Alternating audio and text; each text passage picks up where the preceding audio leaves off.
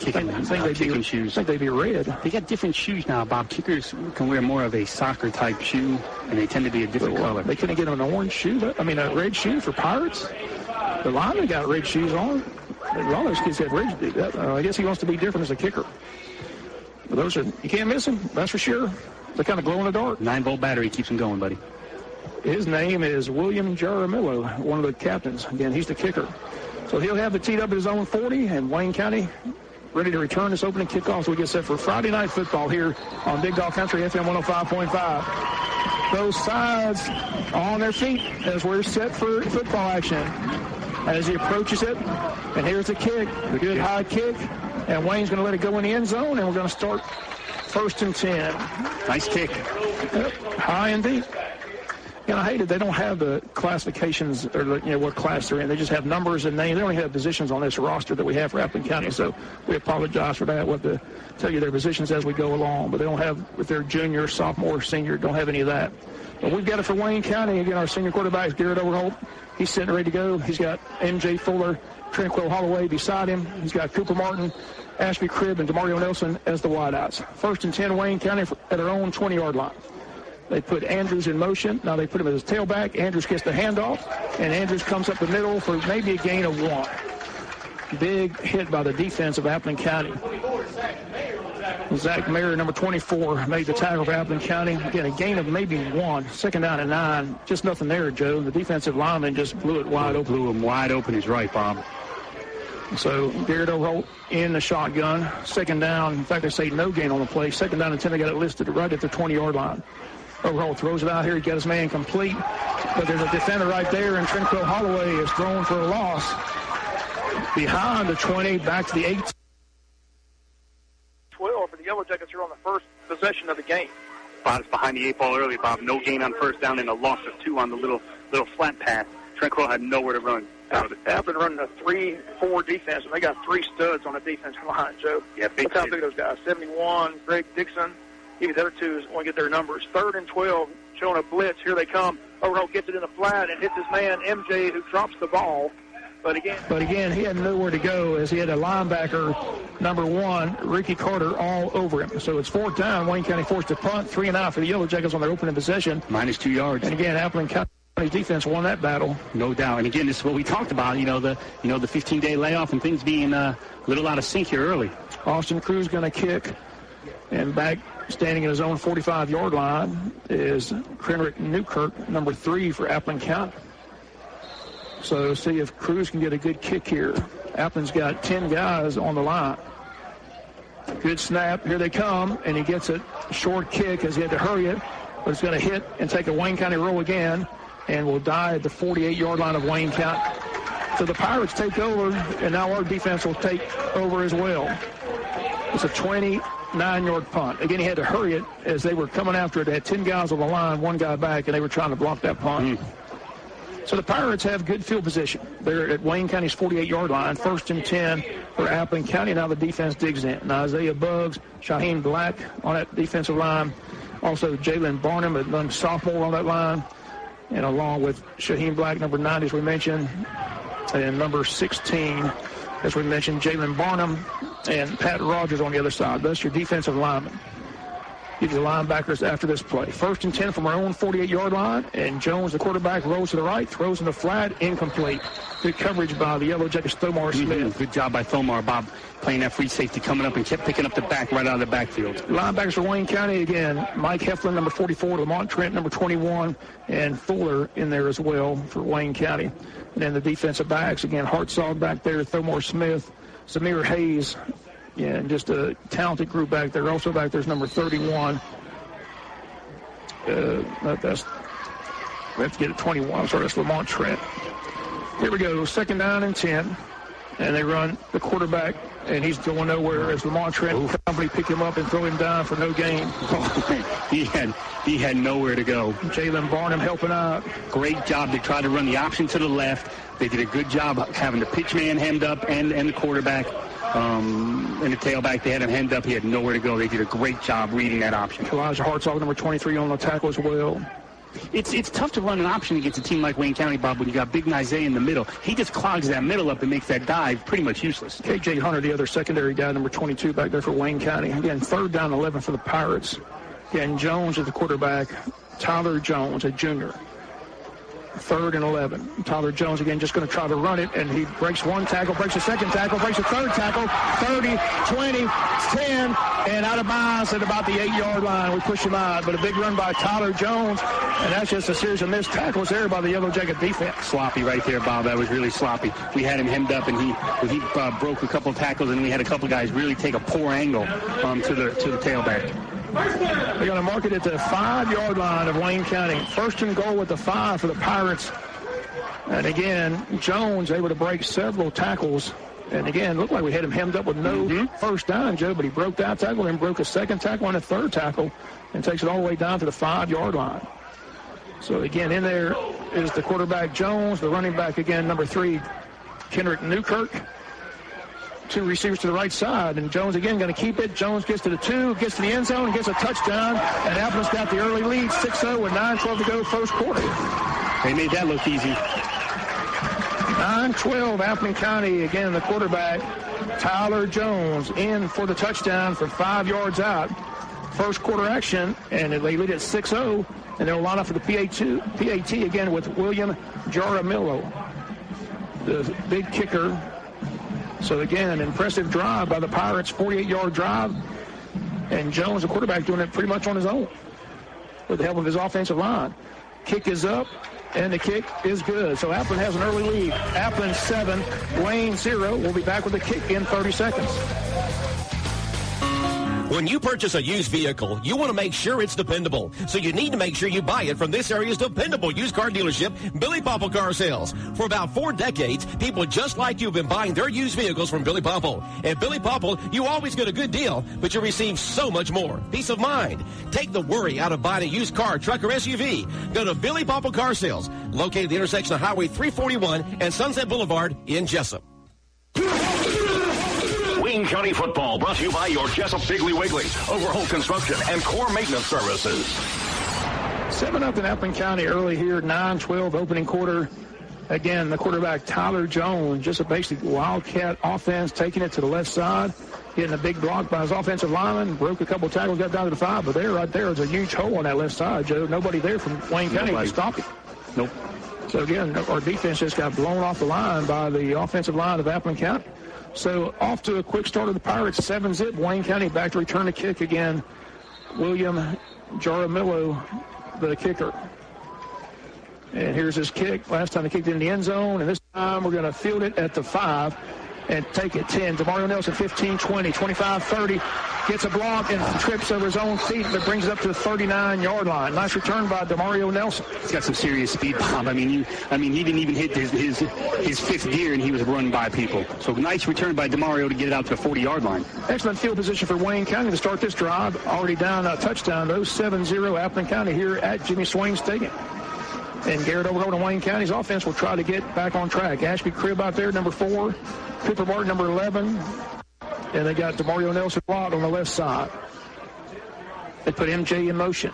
They're going to throw out to MJ. MJ's got it, 45, 50, breaks the tackle, 45, 40, 35, 30. I don't think they're going to catch him. Nope. He's going the distance. Touchdown, MJ Fuller. Great job by Garrett Overholt, Bob. He rolled and he hit MJ in stride going up the left sideline. He never had to break stride, Bob, and I think that was a big reason why we went for a touchdown. Great answer by the Yellow Jackets. 60 yards on the play from our own 40 to the end zone on a swing pass in the first quarter. Garrett Overholt to MJ Fuller, 7-6, and we're trying to tie it here with a kick by Austin Cruz. What a nice catch, and he hurdled the first guy and then just took off, and again, he has that speed. No one's going to catch him down the sidelines. 60 yards on the play, tied if we hit the PAT. Down by a point at the moment, 7-6. Austin Cruz for the PAT to make it 7-7. So we answer quickly. First play from scrimmage, and they're going to try for 2. Cribb throws, and he's got his man, and it's good to MJ Fuller. Ashby Cribb to MJ Fuller, and Wayne County takes an 8-7 lead with a 2-point conversion.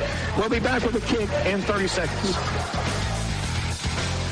For all your medical needs, Tim's Home Medical on South 1st Street in Jessup has you covered. Oxygen, CPAP equipment, wheelchairs, walkers, hospital beds, plus specialty medical equipment from a local company that cares. Tim's Home Medical can handle Medicare, Medicaid, and private insurance billing, as well as family records for tax purposes. Tim's Home Medical, owned and operated by Tim Sloan, 918 South 1st Street in Jessup. Tim's Home Medical. Call 385-2490, 385-2490. Wayne County football brought to you by First Southern Bank, Georgia Dermatology, Jones Prescription Shop, and the Altamaha Federal Credit Union. 60-yard pass from Garrett Overholt to M.J. Fuller. Really about a 3-yard pass and then a 57-yard run by M.J. Fuller. It was a great pass, Bob. M.J. never had to do anything with his feet. He just caught it and right in stride and was able to get in space and keep running. Can't say enough about how important it was for that play for him to not have to stop or make a cut. He just was able to run. And you said it during the timeout. When he gets in open space, he's really tough. This is interesting. Appleton's got their deepest man at the 20-yard line. Well, and if he kicks it over the head, it's an onside kick. You can go get it. And I'm not sure why they don't have anybody deep. Austin Cruz with a short kick, though, and they knew what was coming at the 20, fielded to 25, switches directions across the field and gets across the 30 to the 32-yard line before we have him up and bring him down.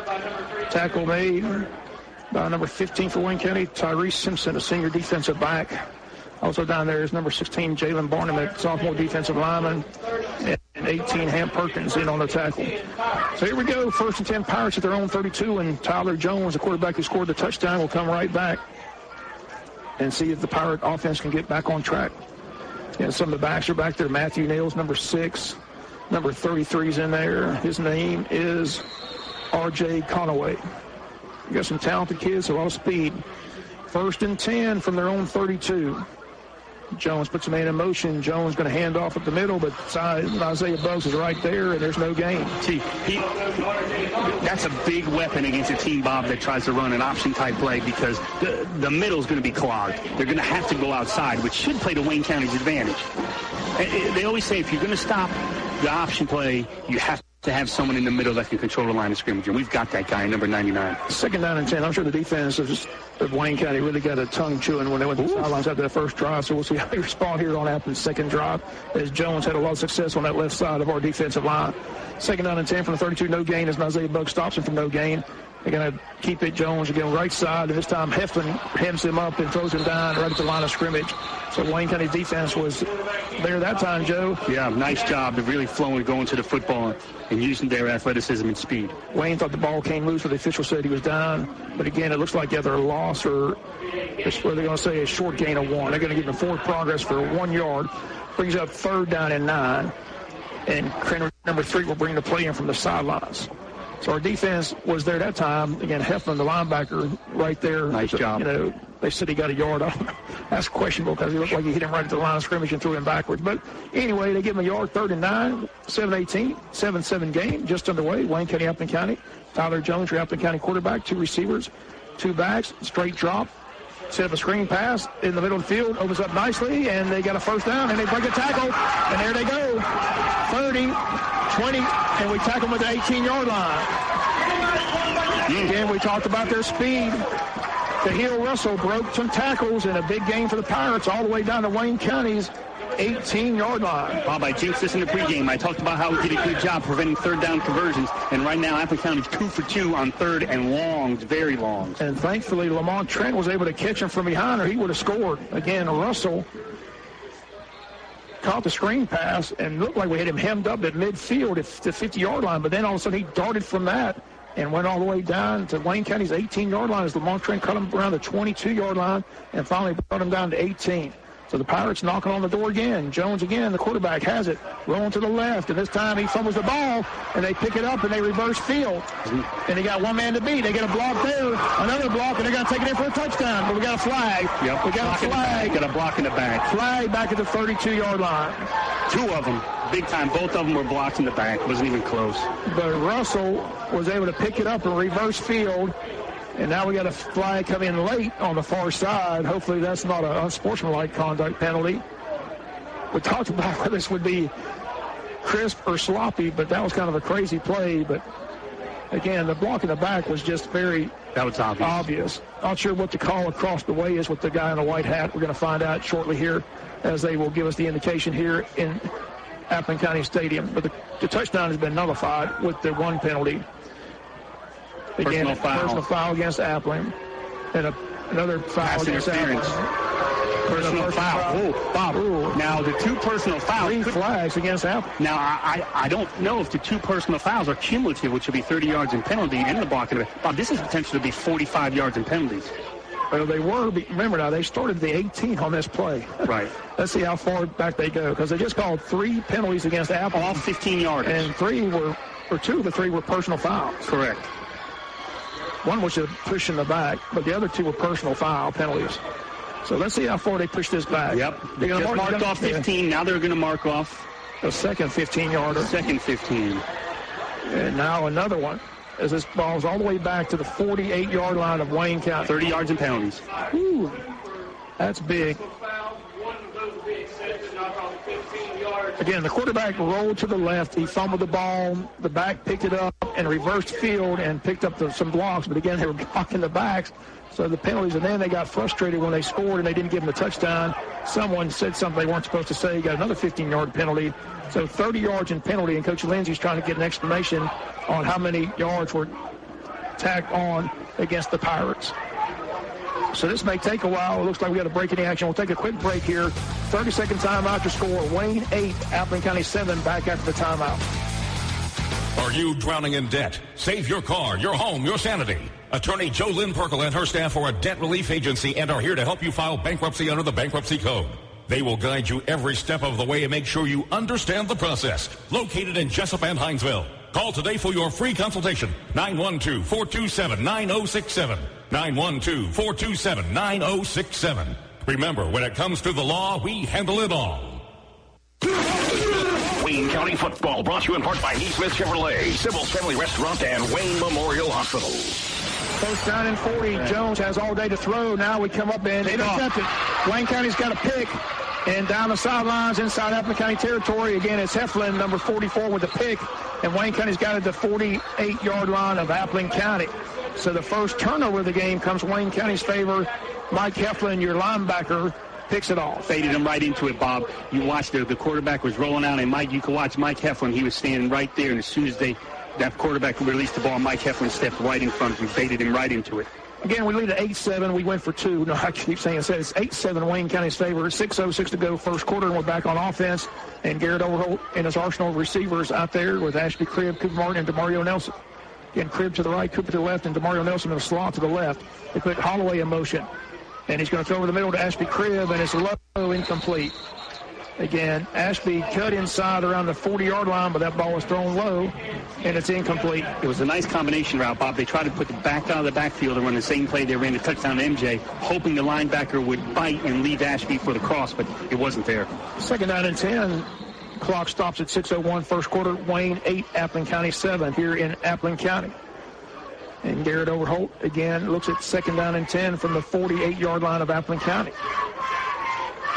Holloway again in motion. They're going to flip to MJ Fuller. MJ breaks a tackle. Gets to the 40, the 35, the 30, down to the 25-yard line. A big run by MJ Fuller. First and 10, Wayne County.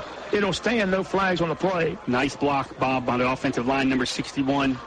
Weston Franklin, the freshman, did a nice job opening the hole there for MJ Fuller. And MJ goes off hobbling. Check that. Hopefully he's okay. Looks like a little leg cramp at the moment, but MJ's over there walking off on his own accord. Don't want to see him miss much time. First and 10 down the 25-yard line of Appling County. Wayne knocking at the door. 5:45 to go, moving from left to right. Overholt rolls, throws, downfield, goes man Cribb. Cribb at the 10, Cribb at the 5. Cribb in for a touchdown. Wayne County from 25 yards out on the board again. Garrett Overholt, the second touchdown of the night. This one to Ashby Cribb. First touchdown for Ashby Cribb. Lindsey's out on the field. He's going to get a 15-yard penalty as he's complaining about something to the official. But Ashby Cribb broke the tackle and takes it in from 25 yards out. Wayne County increases the lead here against the Appling County Pirates. Nice move by Ashby Cribb, Bob. I tell you, Ashby did a good job coming back to the football. The corner broke on that, Bob. Ashby did a good job coming back to the ball and then made a heck of a move at the 5-yard line to get in for the Wayne County touchdown. 14-0 or 14-7 your score. Again, the penalties against the coach from Appleton County. He was out in almost in midfield range. I mean, he was just very adamant that he saw something. But again, this play should stand for Wayne County, and now it's a question of do we go for 1 or go for 2, as we never know what kind of trick play Coach Cribb has in the playbook. Unsportsmanlike against Appleton County, and they're going to assess it on the kickoff. Yep. That's what they're going to do. So again, in a timeout, Appleton County, they want to break any action. We'll take one as well. They get to put the points on the board, but it's Wayne County 14, Appleton County 7. We'll be back after the 60-second timeout. Football season. Don't you just love it? And your Jessup Piggly Wiggly has your favorite foods, whether you're tailgating to the game or having a backyard barbecue or just hanging out in the kitchen or living room. Piggly Wiggly offers you the best meats, the freshest produce, your favorite beverages, all kinds of snacks, ready-to-go meals in the deli bakery, friendly, helpful service, and super weekly specials to help save you money. Football and Piggly Wiggly go together like peanut butter and jelly. Piggly Wiggly, 440 West Cherry Street in Jessup. Wayne County football brought to you by Damon's Famous Fingers and Wings, Blue Collar Heating and Air, and Sheriff John Carter. Welcome back. Wayne County 14, Appleton County 7, PAT to come. Coach Lindsay getting his money's worth on that 15-yard unsportsmanlike penalty, which will be assessed on the kickoff. But he took a long time to make sure the official knew his point of view on whatever he was arguing. But it's not going to matter. It'll be assessed on the kickoff. The penalties against Appleton County. And Austin Cruz in there for the PAT. But again, it's in there last time, and we threw it for a 2-point conversion. This ought to be interesting. We lead 14-7. See if we kick it or we try for 2 again. Cooper Barnes in there, so you just don't know. He's on the edge, and you got Holloway on the other edge. Here's the snap. They are going to kick it this time, and it's up, and it's true. It's good. Wayne County 15, Appleton County 7. We'll be back with the kick in 30 seconds. Overholt Construction in Jessup and Wayne County has been building quality home and commercial buildings since 1969. Overholt Construction is a tradition of expert design, quality craftsmanship, dedicated commitment to outstanding service. Visit them today at overholtconstruction.com or give them a call at 530-7840. Also, if you're looking for a place to store your belongings, look no further than Jessup Premium Storage, located at 1455 South 1st Street. Call them at 530-8003. Once again, that's Overholt Construction, Jessup Premium Storage right here in Jessup. If you're looking for quality, look no further than Overholt Construction and Jessup Premium Storage in Jessup. Wayne County football brought to you by the Interstate Federal Credit Union, Sean O'Quinn, your country financial representative, and Lightby's Body Shop. Again, Wayne County's going to kick it from Appleton County's 45-yard line, as that 15-yard penalty is going to be assessed against Coach Lindsay of Appleton County. And still not really sure what he was arguing, Joe. Again, it just looked like a good, clean catch by Ashby Cribb. It looked like he beat the defender and broke a tackle and went to the end zone. I'm not sure what he was hold. Someone was holding, maybe, is what he kept making maybe that's what it was. Maybe he saw something on the line. Yeah, but again, he got his money's worth, though. I promise you that. He definitely got his mouth full and got everything he wanted to say out to that official. He sure did. The did. 15-yard penalty. 15-7, Wayne County leads it. Austin Cruz will kick. See what we do here. Appleton County and Wayne County, again, a short kick. Appleton's going to field it at about the 10. Fumble. And it's a fumble. It's a loose ball. And Wayne County's got it for a touchdown. But they say we're going to not be able to advance. You're going to get at the 1 yard line. Wayne County's got it first and goal at the 1 as they fumble the kick. There's so many white jerseys down there, Joe. I have no idea who recovered it. I think number 22, KJ Hunter, recovered. Just hard to tell. So far away from where we are, but again, it was right there in the middle of the field, and we had about 7-8 guys down there, and they all were there to jointly pick it up and take it in the end zone. But again, you can't advance the muff, so Wayne County will have it. Or they calling it a touchdown. No, they're calling it putting it at the 1 yard line. 1 yard line, I believe, where they got it. Is it the 1 or the 2? It looks like it's at the 1. It's right there at the goal line. Say at the 1 yard line. So Wayne County a chance to score again here early in this first quarter. Again, Garrett Overholt already with 2 touchdown passes, one to M.J. Fuller, one to Ashby Cribb. And we'll see what the Yellow Jackets call here on first and goal at the 1. MJ's back in the game, Bob. And able to walk it off. And he and Holloway stand on both sides of Garrett Overholt. Garrett takes the snap, and he's going to keep it and throw in the corner to Cooper Martin for the touchdown. His third touchdown of the night. They faked right, threw left, a 1-yard touchdown pass from Garrett Overholt to Cooper Martin for a touchdown with 5:23 on the clock. And Wayne County increases the lead to 21-7. Great fake. And Garrett Overholt did a nice job throwing it on Cooper's back shoulder right on the goal line into the end zone where either was going to be. Cooper catches for a touchdown or incomplete pass. Garrett Overholt has been on the money here tonight so far, Bob. 21-7, Austin Cruz for the PAT. Snap down, kick up, kick is good. Wayne County 22, Appleton County 7. We'll be back with a kick in 30 seconds. The only place to get your best deal is Paul Thick Pin Chevrolet. I'll beat any deal. Any deal. Y'all try right now. PTC is giving you $3,500 customer cash or 20% off on 2017 Cruze, Malibu, and Trax. You can come out here and drive one out like you stole it, because you almost did. 0% for 72 months on many of the vehicles you want most. Online at PaulThickPinChevy.com. Chevy, find new roads. You need to come see us today. Restrictions apply. See dealer for details. Wayne County football brought to you by Republic Services, Hurricanes Convenience Store, and Duckworth Properties. Wayne County 22-7, still 5:23 in the opening quarter as Wayne County scored quickly after recovering that fumble on the kick, and that was all set up by the unsportsmanlike conduct penalty by the coach. Again, we got the kick from there 45, kicked it short. Wayne had good coverage and hit the return man, ball jarred loose, and Wayne recovered at the 1-yard line. So, again, Wayne County takes advantage and up 22-7. Austin Cruz has it teed up at his own 40-yard line. Here we go. Here's the kick. Good high short kick again. And taken by Appleton to the 10, the 15 to 20. Breaks the tackle, 25-30, up to the 32-yard line. Nice tackle by Tyree Simpson. Again, that's Russell on the return.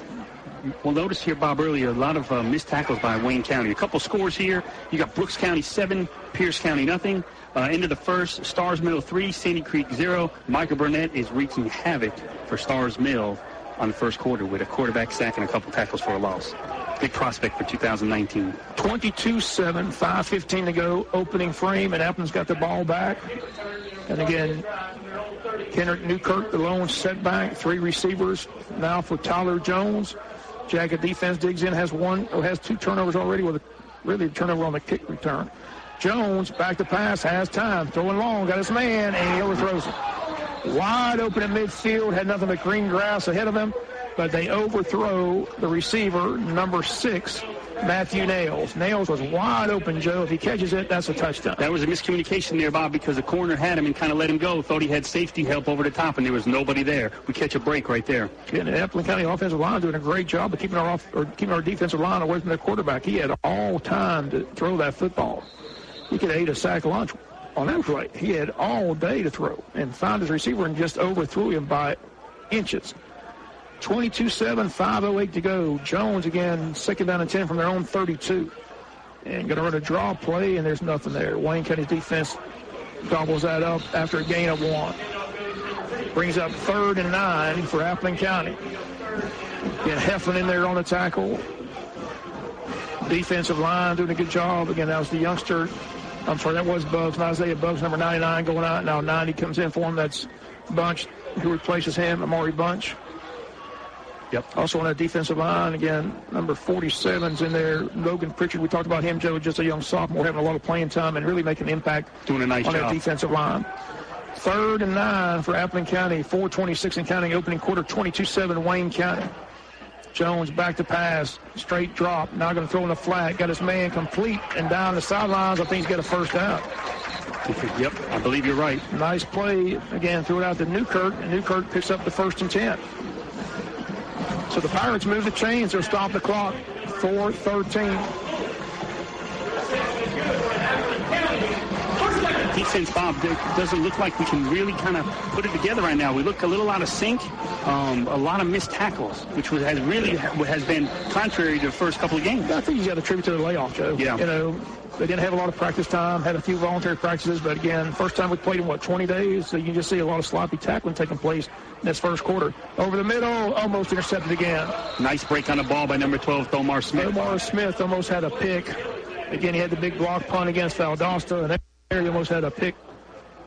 Sets up 2nd down and 10. Again, how quickly he gets there, Joe. That's what's impressive about Thomar Smith. Good-looking athlete.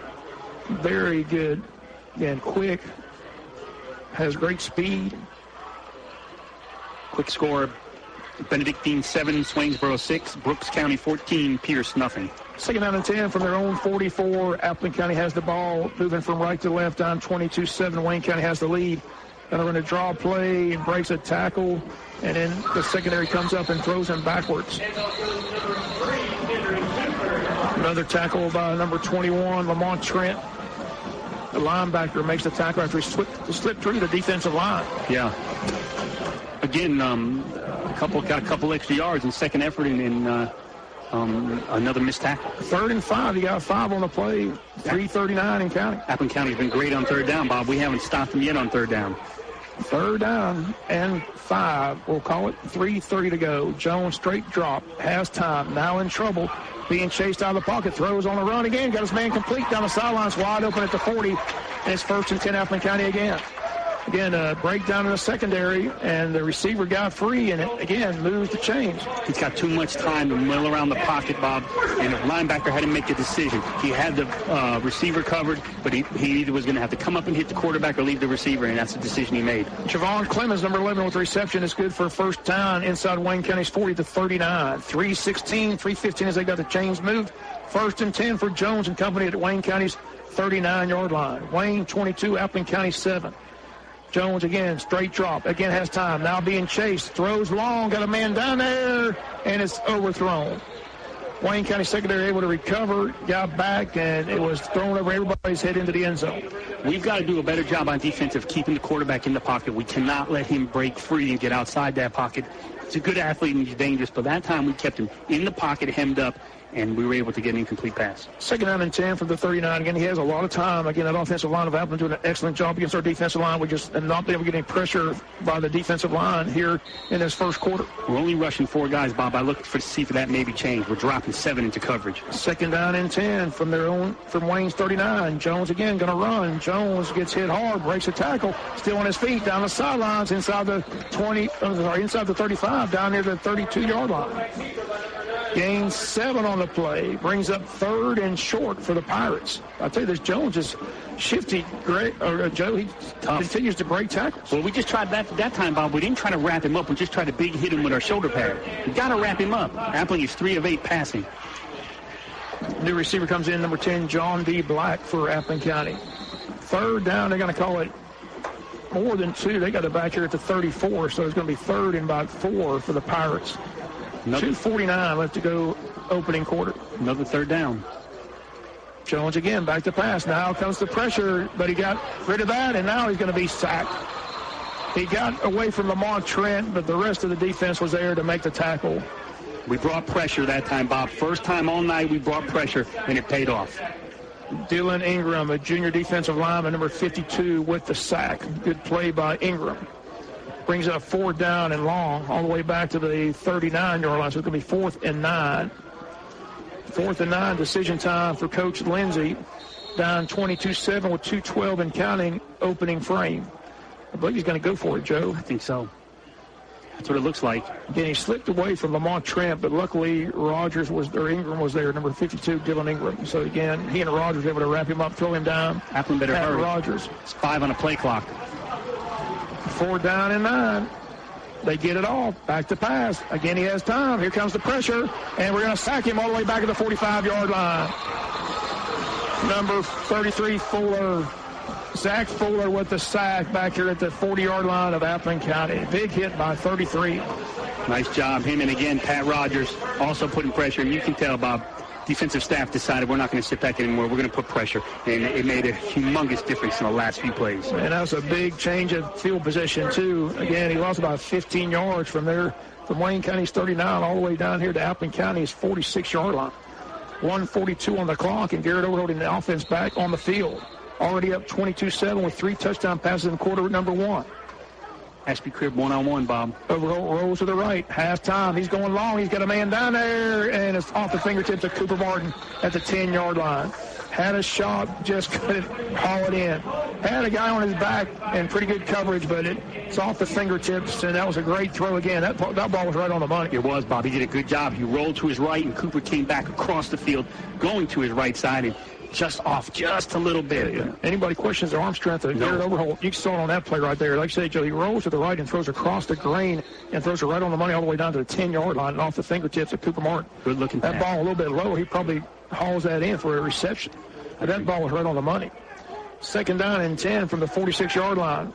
Overholt again, back to pass, going to set up a screen pass to Cribb, and they wrap him up right there at the 44-yard line. Number 71 with a big hit on Ashby Cribb, that's Greg Dixon.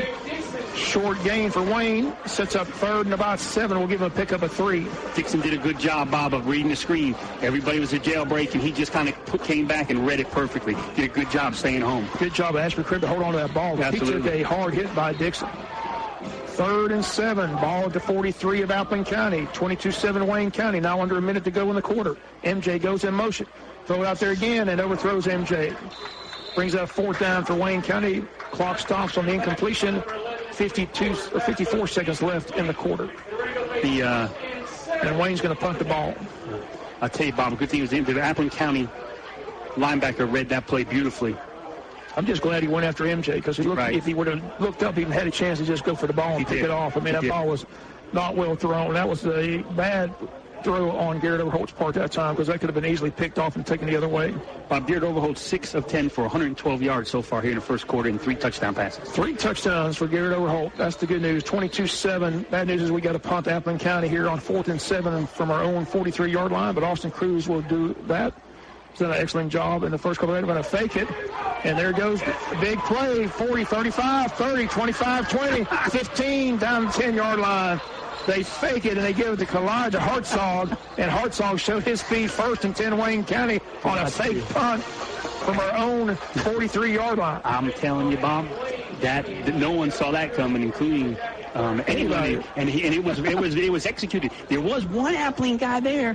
Kalijah had to beat one guy. And once he beat that guy, he was wide open on that far side. That was a great play. Bob, we've only run the ball one time tonight. Everything else has been in the passing game. Well, that was a nice run right there by Kalijah. Okay, you're right. On a fake punt. That was a great run.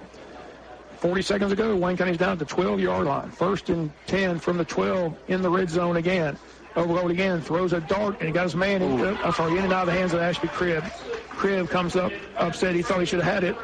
Stops the clock with 30 seconds. 2nd down and 10 from the 12.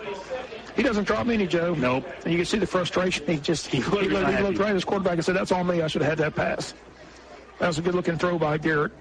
It really was. 2nd down and 10 from the 12. Again, he's been throwing the ball extremely well tonight, Joe. 30 seconds to go. 2nd down and 10 from the 12. And Trampo Holloway's got it.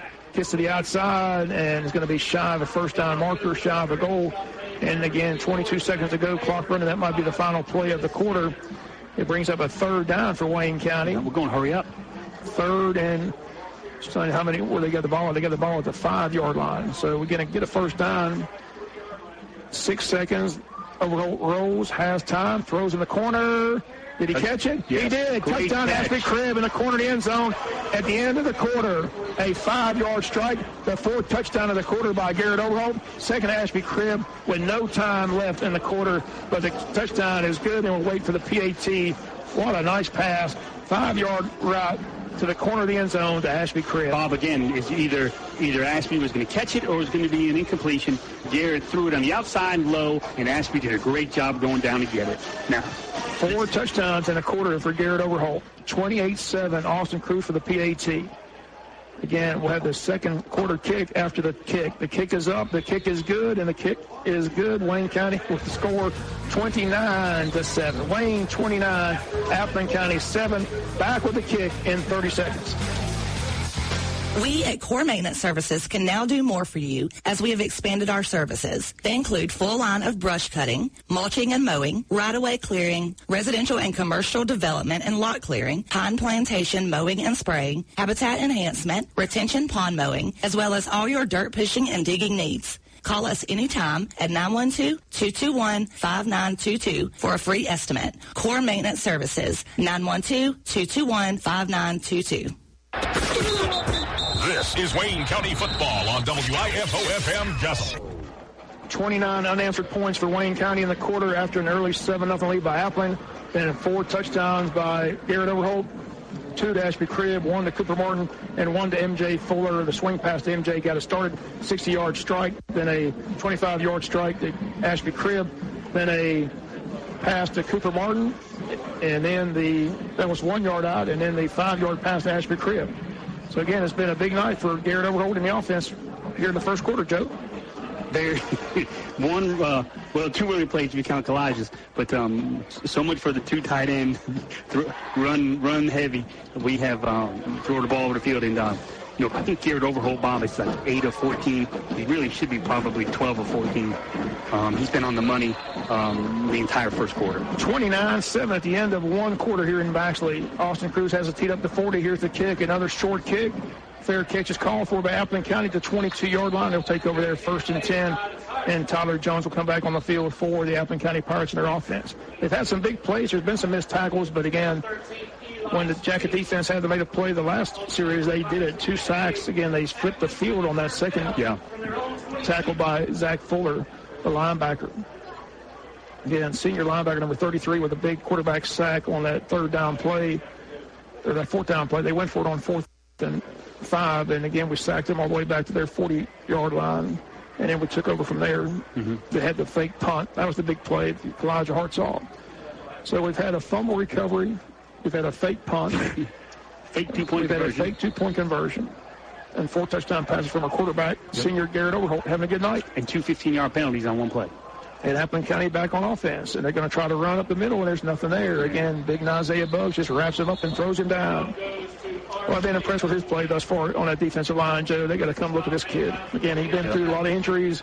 We saw him in the summer. He was all excited about getting back on the field, and he's made a big impact. Interesting here, Bob. The starting center's helmet fell off for Appleton County, so the backup center is going to have to come in here on this play for the Pirates. So, again, Wayne County throws him for a 2-yard loss, 2nd down and 12, as the Pirates really seem to be confused now on what they want to do on offense, as that running game has been completely shut down by that defensive front now by Wayne County. And, again, Logan Pritchard remains in there. And, again, he's had a big night, number 47, just a sophomore defensive lineman. And, again, Jones is going to keep it. Jones in trouble, and Jones gets hit hard, first by Heflin, then by Lamont Trent, and others came in as well. Thomar Smith. Yeah, the defense just flying around, Joe. Yeah, the defense, there's no doubt now the defense is bringing more pressure, and they're getting more aggressive. We're scooting more guys up into the box, and we were sitting back a little bit, Bob. I think now you're going to see 7 men in the box, and if he drops back to pass, you're going to see pressure. I tell you, when you look at Shaheen Black right next to Isaiah Buggs in that middle line, that is 2 big tree trunks. Shaheen is, because Isaiah's a mountain. You don't think Shaheen's as big as he is. Go stand next to Shaheen. That's a very big young man he's extremely athletic, too. Very talented. 3rd and 10 for the Pirates. Jones gives the draw play, and there's just nothing there. Again, Wayne County just gobbles that up. Again, guess who? Isaiah Buggs, number 99. You're not going up the middle. No, Buggs is right there. You're not moving him. I said it before, I'll say it again. He reminds me of when William the Refrigerator Perry played at Clemson, and people tried to run up the middle, and you just couldn't move him. He was just so big and strong. He was nowhere to go. Had a pretty good career with the Chicago Bears, too. I think Ditka liked him pretty good. He did. I think Ditka liked him. I think McDonald's liked him. McMahon liked him. I love the commercial, Bob, when he said, I want 6 Big Macs, 2 cheeseburgers, 3 fries, and then a Diet Coke. The fridge. He made a lot of money on commercials, that's for sure. 4th and 11, Wayne County's going to get it back. There's the kick, high up in the air. Short. Wayne County's going to let it hit. Takes an Appleton County roll and dives right at the 49-yard line of Appleton. So we're 49 yards out, a 28-yard punt for Appleton County. Wayne County 29, Appleton County 7, and our offense back on the field once again. Do you think Coach Cribb goes conservative? I can't even say it with a straight face. Never mind. I don't think he does. No. I mean, he's just working this offense and trying to get it fine-tuned. There's a lot of big games down the road. Got to build confidence. And Garrett Overholt is gaining confidence each and time he goes out there. 4 touchdowns in the first quarter. That's a pretty good confidence boost. That's pretty good. 1st and 10 from the 49 of Appleton County. 9:30 to go in a shotgun again. Takes the snap, rolls to the left, throws in the flag. Got his man complete. That's DeMario Nelson. Nelson breaks the tackle, gets it all the way down to the 41-yard line and close to the first down marker. Gains 9. It'll be 2nd down and 1. Got some first quarter stats, Bob. 7 of 12, 121 yards, 3 touchdowns for Garrett Overholt. 4 touchdowns. 4 touchdowns, 3 rushes, 35 yards. Appleton was 3 of 8 passing and 3 rushes for 13 rushes for 47 yards. 2nd down and 1. Nelson picks up 9. Overholt rolls to the right, has time. He's going long, got a man down there. It's Cribb for a touchdown. Wayne County from 41 yards out strikes again with 8:52 to go till halftime. 5th touchdown tonight. Overholt to Ashby Cribb. 3rd reception for Ashby Cribb. This one from 41 yards out. Beat his man down the sidelines. Overholt saw him and throws a dart. And Wayne County on the board again, up 35-7. Bob, you said it. Garrett Overholt's arm strength. And that was a tight spiral and hit Ashby perfect. And Ashby made a nice move. They went one-on-one to the top, and he just beat his man, and Garrett hit him. And he had plenty of time, too. They really gave him time to throw. But once he saw Cribb break free, he threw a dart. Cribb caught it at the 15 and just walked in from 15 yards out for the 41-yard strike. Wayne County up 35-7, 8:52 to go till halftime. Kick is up, and the kick is good by Austin Cruz. Wayne County 36, Appleton County 7. Back with the kick in 30 seconds. At First Southern Bank, we know the importance of teamwork and dedication. Our staff of courteous professionals are here to make your banking experience easy and hassle-free. You'll leave our bank wanting to do your own touchdown dance. If you're looking for a new bank, we'd love to be on your team. Visit your local First Southern Bank branch today in Waycross, Powder Center, Jessup, and proud supporters of Wayne County Yellow Jackets football. First Southern Bank, investing in you since 1907. Member FDIC, equal housing lender. Go Yellow Jackets. Wayne County football brought to you by Vans Auto Mart, the Wayne County Chamber of Commerce, and Joe Lynn Perkle, attorney at law. 35-7, Wayne County, Appleton County here with 8:52 to go till halftime. A 5th touchdown throw by quarterback Garrett Overholt. 3rd touchdown reception for Ashby Cribb, who's just a junior out there for Wayne County. Again, that was his longest of the night, 41-yard strike. The one guy who's benefited the most from the 2-week layoff to get healthy, Bob, I think has been Ashby Cribb. He looks like a different player tonight. Yeah, you can tell he looks like he's almost 100% out there, running good routes, breaking tackles. There's a free ball. The kick is finally picked up by Appleton County. Again, kids forget that's a live ball. You got to field it. You can't just let it roll around. There's like an onside kick, but they do fall on it at the 20-yard line. So Appleton County starts 1st and 10 at their own 20. We'll see the defense of Wayne can continue to shut down this offense of Appleton County. They had some success early. They jumped out to an early 7-0 lead, but now it's been 36 unanswered points for Wayne County. 5 touchdowns on the night for senior quarterback Garrett Overholt, 1 to M.J. Fuller, 1 to Cooper Martin, and 3 to wideout Ashby Cribb, who you mentioned, Joe, looks like he's back healthy again. The layoff probably did him more good than anybody. He finally was able to shut it down and get that knee close to 100%. Again, he's been getting out, and every time you tweak it, it's kind of like a twisted ankle. Every time you twist it, it just blows back up, and he was really getting out, but you can tell he looks healthy out there tonight. He's running free. He's breaking tackles. I mean, he's running routes. It's the game like we saw when he played against Brantley County in that early scrimmage game. Jones, again, going to keep it. Rolls to the right, has some blockers in front of him. Now turns the corner, gets to the 30, up to the 35-yard line, and they have a first down. He does. Nice run by Tyler Jones. So that time they rolled their lineman out in front of him. Well, 56 and 65. 56 for the Pirates is Mason Simmons, and 65 is Trevor Taylor. They did a good job leading it away. What they did right there, Bob, was straight cut blocks. They just went low and just tried to take our legs out from underneath us and try to let their athlete get wide. 36-7, 8:35 till halftime. Wayne County with 5 touchdown passes from Garrett Overholt, the quarterback. Again, they're going to run the back, going to the far side. Wayne County comes up. He's trying to turn the corner, not going to get there. Wayne County able to shove him out of bounds after a short gain. Samir Hayes, number 28, defensive back, came up and pushed him out of bounds that time. Nice play. Short gain, maybe 1. That moved up to give him about 1.5 yards. So we'll call it 2nd down and 8. 2nd and 8, we'll give him 2. 2nd down and 8. The ball up at the 36-yard line of Appleton County. 8:21. Clock is stopped as he ran out of bounds. Nice job by Zamir Hayes, Bob, coming from his corner position to help keep it outside. Showed excellent burst. Again, Wayne County's defense now has pretty much taken control of this game after that first drive by Appleton and a couple of missed tackles on a couple of other drives. Other than that, they've been playing lights out from that point forward. Again, they're going to run a reverse. Wayne County's there. They come up, and they've got him, and Rogers throws him down. Great job by Rogers. They almost reached for the flag, but that was not a horse collar. He grabbed him by the jersey. Got him by the back of the jersey. Yeah, I mean, the jersey almost came off, but he didn't have the horse collar. He had him by the back of the jersey and just threw him down. Great play by Rogers. That shows you how strong Rogers is, Bob, to be able to grab him by the jersey and pull him down. I'm surprised he didn't rip the jersey. I mean, he had both hands on and just threw him down. He lost yardage. He sets up 3rd and 11 all the way back to the 34-yard line.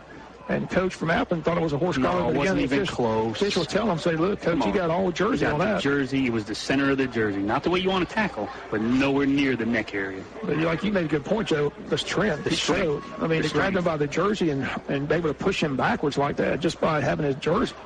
3rd and 11. Ball at the 34-yard line of Appleton County. See if Wayne County brings pressure. And now we got a flag for the back judge. Delay a game. And it is delay a game. So the Pirates have a hard time getting that play in, and they'll have to go backwards 5 yards. That'll bring up 3rd and 16 with 7:20 to go here. Did they call a timeout? No, it's just a delay game. It's just a delay of games. There is no timeout. The officials are rolling the clock, are they? Trying to get the team back on there. No, they did call a timeout. So we do have a break in the action. 36-7 Wayne County, 7:20 left to go till halftime. We'll take a break, be back after the timeout. Dr. Michael Sharkey, a board-certified dermatologist and Mohs surgeon specializing in skin cancer, along with physician assistants Heather A. Smith and Lindsay Bookhart, are welcoming new patients to take care of all of your skin needs. Georgia Dermatology is a general and surgical dermatology practice specializing in the treatment of all types of skin disorders, removal of skin cancer, and Mohs skin cancer surgery. Call today at 427-4267 to set up your appointment with Georgia's premier dermatology and skin cancer specialist. Georgia Dermatology and Skin Cancer Center, with offices to serve you in Jessup and Waycross. They are a proud supporter of the Wayne County Yellow Jackets. Communication is the key when it comes to business, especially your financial business. That's why Altamaha Federal Credit Union makes communication a priority, making banking easier for you. AFCU has money to lend, and it's easy to apply online or with a quick phone call. Your local credit union with open lines of communication. Altamaha Federal Credit Union. Jessup, Scriven, and Ludowici. Visit altamaha.org. Equal housing lender, federally insured by NCUA. Wayne County football brought to you by your Jessup Piggly Wiggly, Overhaul Construction, and Core Maintenance Services. 3rd and 11, Wayne County brings a blitz. Jones gets out of it, and now he's in trouble with Fuller's chasing him. He fumbled the ball. The ball was loose, and I think Jones was able to fall it back at the 17-yard line. Man, being chased by Fuller. Zach Fuller had him, chased him, knocked the ball loose, did everything but fall on it. Bob, I got to tell you, those two defensive ends of Patrick Rogers and Zach Fuller are just total beasts on that end. And then they bring in Logan Pritchard to spell him, who's a good player, who's an excellent player in his own right. I mean, those two guys are just, they kill people. 3rd and 11, Cooper's going to stand at midfield again. John Murillo, the punter and the kicker, is going to stand at a low snap. He fumbled it, and we're going to block it. The ball's up there flying across the 20 and out of bounds at the 24-yard line. Wayne County's got a 1st and 10 at the 24. Someone got a hand on it and ricocheted up in the air to the left, and Wayne County's in great field position again, 24 yards out. Minus 10-yard punt. I mean, Wayne County brings pressure. Bad snap. And Wayne County knocking at the door again, just 24 yards from pay dirt, up 36-7. Terrible snap. Poor punter never had a chance. It bounced twice before it got to him. So here we go. Garrett Overholt back in there. Again, he has 5 touchdown throws on the night. And we're in striking distance again, and Appleton has trouble getting a player on the field, and they got to use another timeout because they only had 10 players out there. Breaking the action. When we come back, we're 1st and 10 at the 24-yard line of Appleton. Back after the timeout. Jones Prescription Shop, just like the Atlanta Braves, have all the bases covered. From shingles and flu shots to prescriptions and all of your pharmaceutical needs. Stop by and see pharmacist Myron Anderson and the friendly staff, open Monday through Friday, 9 to 6:30 and Saturday 9 to 1. Jones Prescription Shop, 101 Peachtree Street. Call 427-8825. 427-8825. Jones Prescription Shop, official pharmacy sponsor of Atlanta Braves baseball on WIFO and WLOP. Wayne County football brought to you by First Southern Bank, Georgia Dermatology, Jones Prescription Shop, and the Altamaha Federal Credit Union. What a night for senior Garrett Overholt. I mean, he's throwing it all over the yard, throwing it on the money. Again, really, some of the passes that were incomplete. Cribb acknowledged he should have caught it. I think Kudler's probably going to tell you he probably might have caught that ball across the green. I mean, he had a hand on it. It just ricocheted off his fingertips, but he hauls that in. Like you said, Overholt's stats through the roof. They're incredible. They're already pretty darn good. 5 touchdowns on the night. Got a chance for a 6th with 24 yards from pay dirt. He's got 4 wideouts in the formation. They put DeMario Nelson in motion. MJ behind him. Overholt wants to throw again, and he's going to throw. Got hit, and is almost caught by Holloway off the fingertips of an Appleton County defender into the hands of Holloway. Holloway just can't catch the ricochet. Overholt took a big hit that time, though. and it's going to be second down and 10. That's what you don't want to see. You don't want to see him take that kind of punishment. And they sent a blitzing safety, and he hit overall pretty hard, but he was still able to get pretty good strength on that ball even after being hit. Second down and 10 from the 24. They're going to draw play to MJ, but there's nowhere to go. But MJ's going to break a tackle and get down to the 24, get back to the original line of scrimmage. It's going to be third down and 10. No gain on the play. So it's third and 10. Kind of disappointed we can't get the running game going, Joe, that big offensive line. But that Appleton County defensive front's pretty darn good. They're pretty darn good. And what I think they're doing, Bob, is they're only putting 3 down linemen, and they're letting their 4 linebackers run in space. Third and 10. Overall pump fake's in trouble, and he gets hit, and the ball's fumbled, and Wayne County picks it up and has it down to the 25-yard line. A penalty flag comes out. The right defensive end came clear. Nobody picked him up, Bob. He came free, and Garrett never saw him. Let's see what the penalty is. Intentional grounding against Wayne County. So, again, they're going to say Garrett intentional grounded the ball. So that's a penalty, plus it's a loss of down. So it'd be fourth down. So it's fourth down, plus the penalty yards. So I think that they're going to mark the ball about the 31-yard line, maybe. I think that's where he was. Possibly could take out a field goal position, but possibly a chance for a long field goal attempt as well. Depends on what Coach Cribb wants to do. Up 36-7 with 6:15 to go.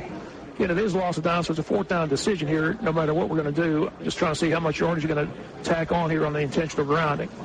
So here they go. They're going to push it across the 30. Right to the 31. That's where he was hit, was the 31. So what do you do here, Joe? You try a long field goal, or do you go for it on fourth down, or do you just pooch kick it? Well, it's a 48-yard field goal. We've seen Overholt pooch kick it sometimes. He goes to the shotgun and then tries to just kick it short and just down inside the 10, something like that. No, we're running a play. Let's see what we got here. We're going 4 wide, Bob, with one guy in the backfield. Fourth down. Look for Demario Nelson. We are going to run a play. Overholt's rolling. He's going to throw it downfield and incomplete for Cooper Martin. And Appleton County takes over on downs, and now another penalty flag comes out. This will be interesting because it's in the secondary. It could get a possible defensive holding here.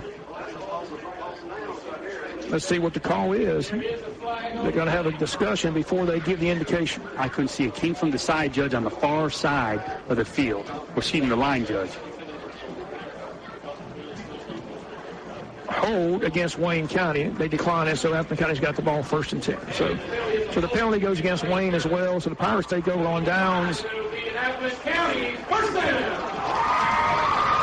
tell you, that shows you the confidence that Coach Cribb has in the offense. So it was 4th and 27, and he went for it. I really thought he was going to put Garrett in the shotgun and have him pooch kick it down there inside the 10 like they've done several times in the past. Appling brought pressure on the 3rd and 4th down play, Bob, and the offensive line didn't pick it up. So I look to see maybe if there's going to be some of that. But now I look to see if they're going to bring pressure from the outside, do we hit them with a quick trap up the middle? Well, it's their ball. It's their ball. I'm talking about next offensive series. Appleton County's got the ball 1st and 10 after the incomplete pass. And the defensive hold against Wayne, or the offensive hold against Wayne County. So the Pirates, Jones comes back, see what the Pirates try to do here. They're down 36-7 with 6:09 left to go. They got decent field position at their own 30-yard line. But the defense has been able to shut down the running game. Back to pass, throws over the middle, got his man complete, and about a 6-yard gain. Hit hard by Heflin, but Russell with the reception and a completion. Because Leo Russell, who broke a couple tackles last time, he's a pretty good-looking receiver. Nice gain on the play. They're going to give him 6, second down and 4. Clock runs at 5:47 till halftime. Wayne 36, Appleton County 7. Quick score, Bob. Stars Mill 9, Sandy Creek 3, halftime. That was a quick slant in for Appleton County. Let's see what they do here on second down. Jones, the QB. Back to pass, has time. Here comes a linebacker. He gets hit, he gets it off. But Wayne County right there to make the tackle in the open field. And again, Dan Starling, nice play by 34. Dan Starling, who's in there. Again, he's been playing well when he comes in there at linebacker. Making plays, Bob. When they put him in there, he's done a good job making plays. Yeah, no gain on the play. May have lost a yard or two. I think so. I think it'll be like 3rd and 5 now. The ball's back at the 38-yard line. Bob, that was a 2-yard loss. That was a nice play by Ganstar. And the quarterback really took a hit. I'm not sure who hit him, but he was able to get it off, and then he just got leveled. And the defense, when those linebackers blitz, you better look out. They hit hard. They do. 4:49, clock's running. A key 3rd down play for the Pirates, 3rd and 4. Jones, again, a man in motion, again, straight drop. Here comes the linebackers. Again, they're going to set up a screenplay, but again, Wayne County pushes him out of bounds. Read it beautifully. Wayne County read it beautifully. Good job by Trent. Lamont Trent, 21, just comes up and pushes him out of bounds. He's right there on the sidelines. No personal foul penalty. Didn't really, kind of just let up, just kind of pushed him out that time. What they call it? 4th down. No. Did they throw a flag?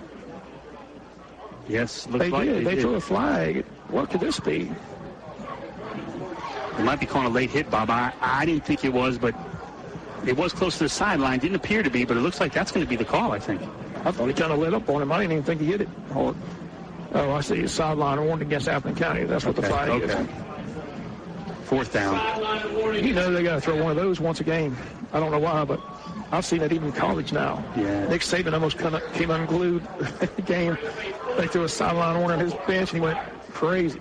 What do Pirates do here, Bob? I think they try to draw us off sides. 4th and 4. They're going to run a play. 4th and 4. 4:36 to go. It looks like they're going to try to go for it here, Joe. Down 36-7. And they haven't had much success punting the ball, that's for sure. They've had a couple blocks, a couple of drops, so they just feel like they need some momentum here before halftime. Down 36-7. 4:36 to go. They're going to go for it. Again, they snap it. Quarterback's going to keep it, and he's going to pay. Nope, he breaks a tackle, but he's going to be shy of the first down. Oh, come on. Yeah, they're going to call a late hit out of bounds on this one. Now, boy, I'll tell you, that's ticky-tacky. Yeah, they're going to call this. Great job by the Wayne County defense, Bob, sniffing it out. But I have to take quarterback, Maplin County, very athletic. He made something out of nothing on that play. I don't think he had the first down before the flag comes out. He's a yard short. Yeah, but they are going to call a personal foul, late hit out of bounds against Wayne County on this. So they will get the 1st and 10. 4:29 to go till halftime. They maintain possession.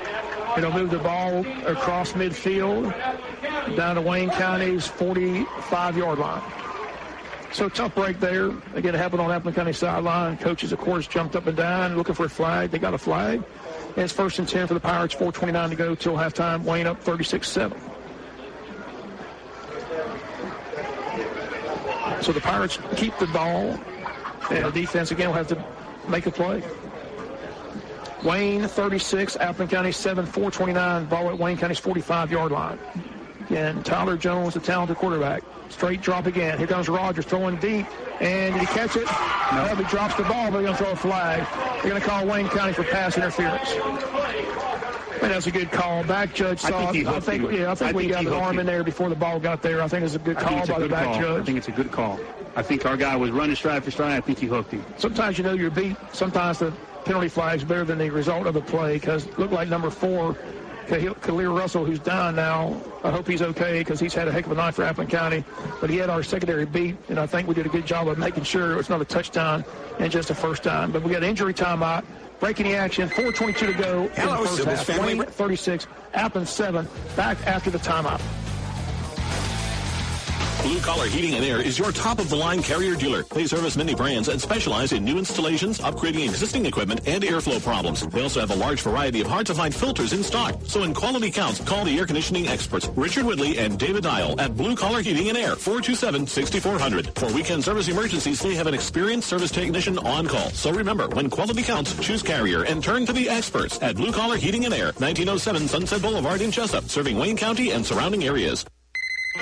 Hello, Sybil's Family Restaurant. Hi. Have you been getting a lot of calls from a little boy? Well, yes, as a matter of fact, we have. Well, that's my son. He just loves your place. He always talks about how you have something for everyone. We do have something for everyone with the best fried chicken around. Steaks, burgers, sandwiches, seafood, homemade desserts, and so much more to choose from. Your son keeps calling us looking for everything. Sybil's Family Restaurant, near the intersection of 341 and Highway 84 in Jessup.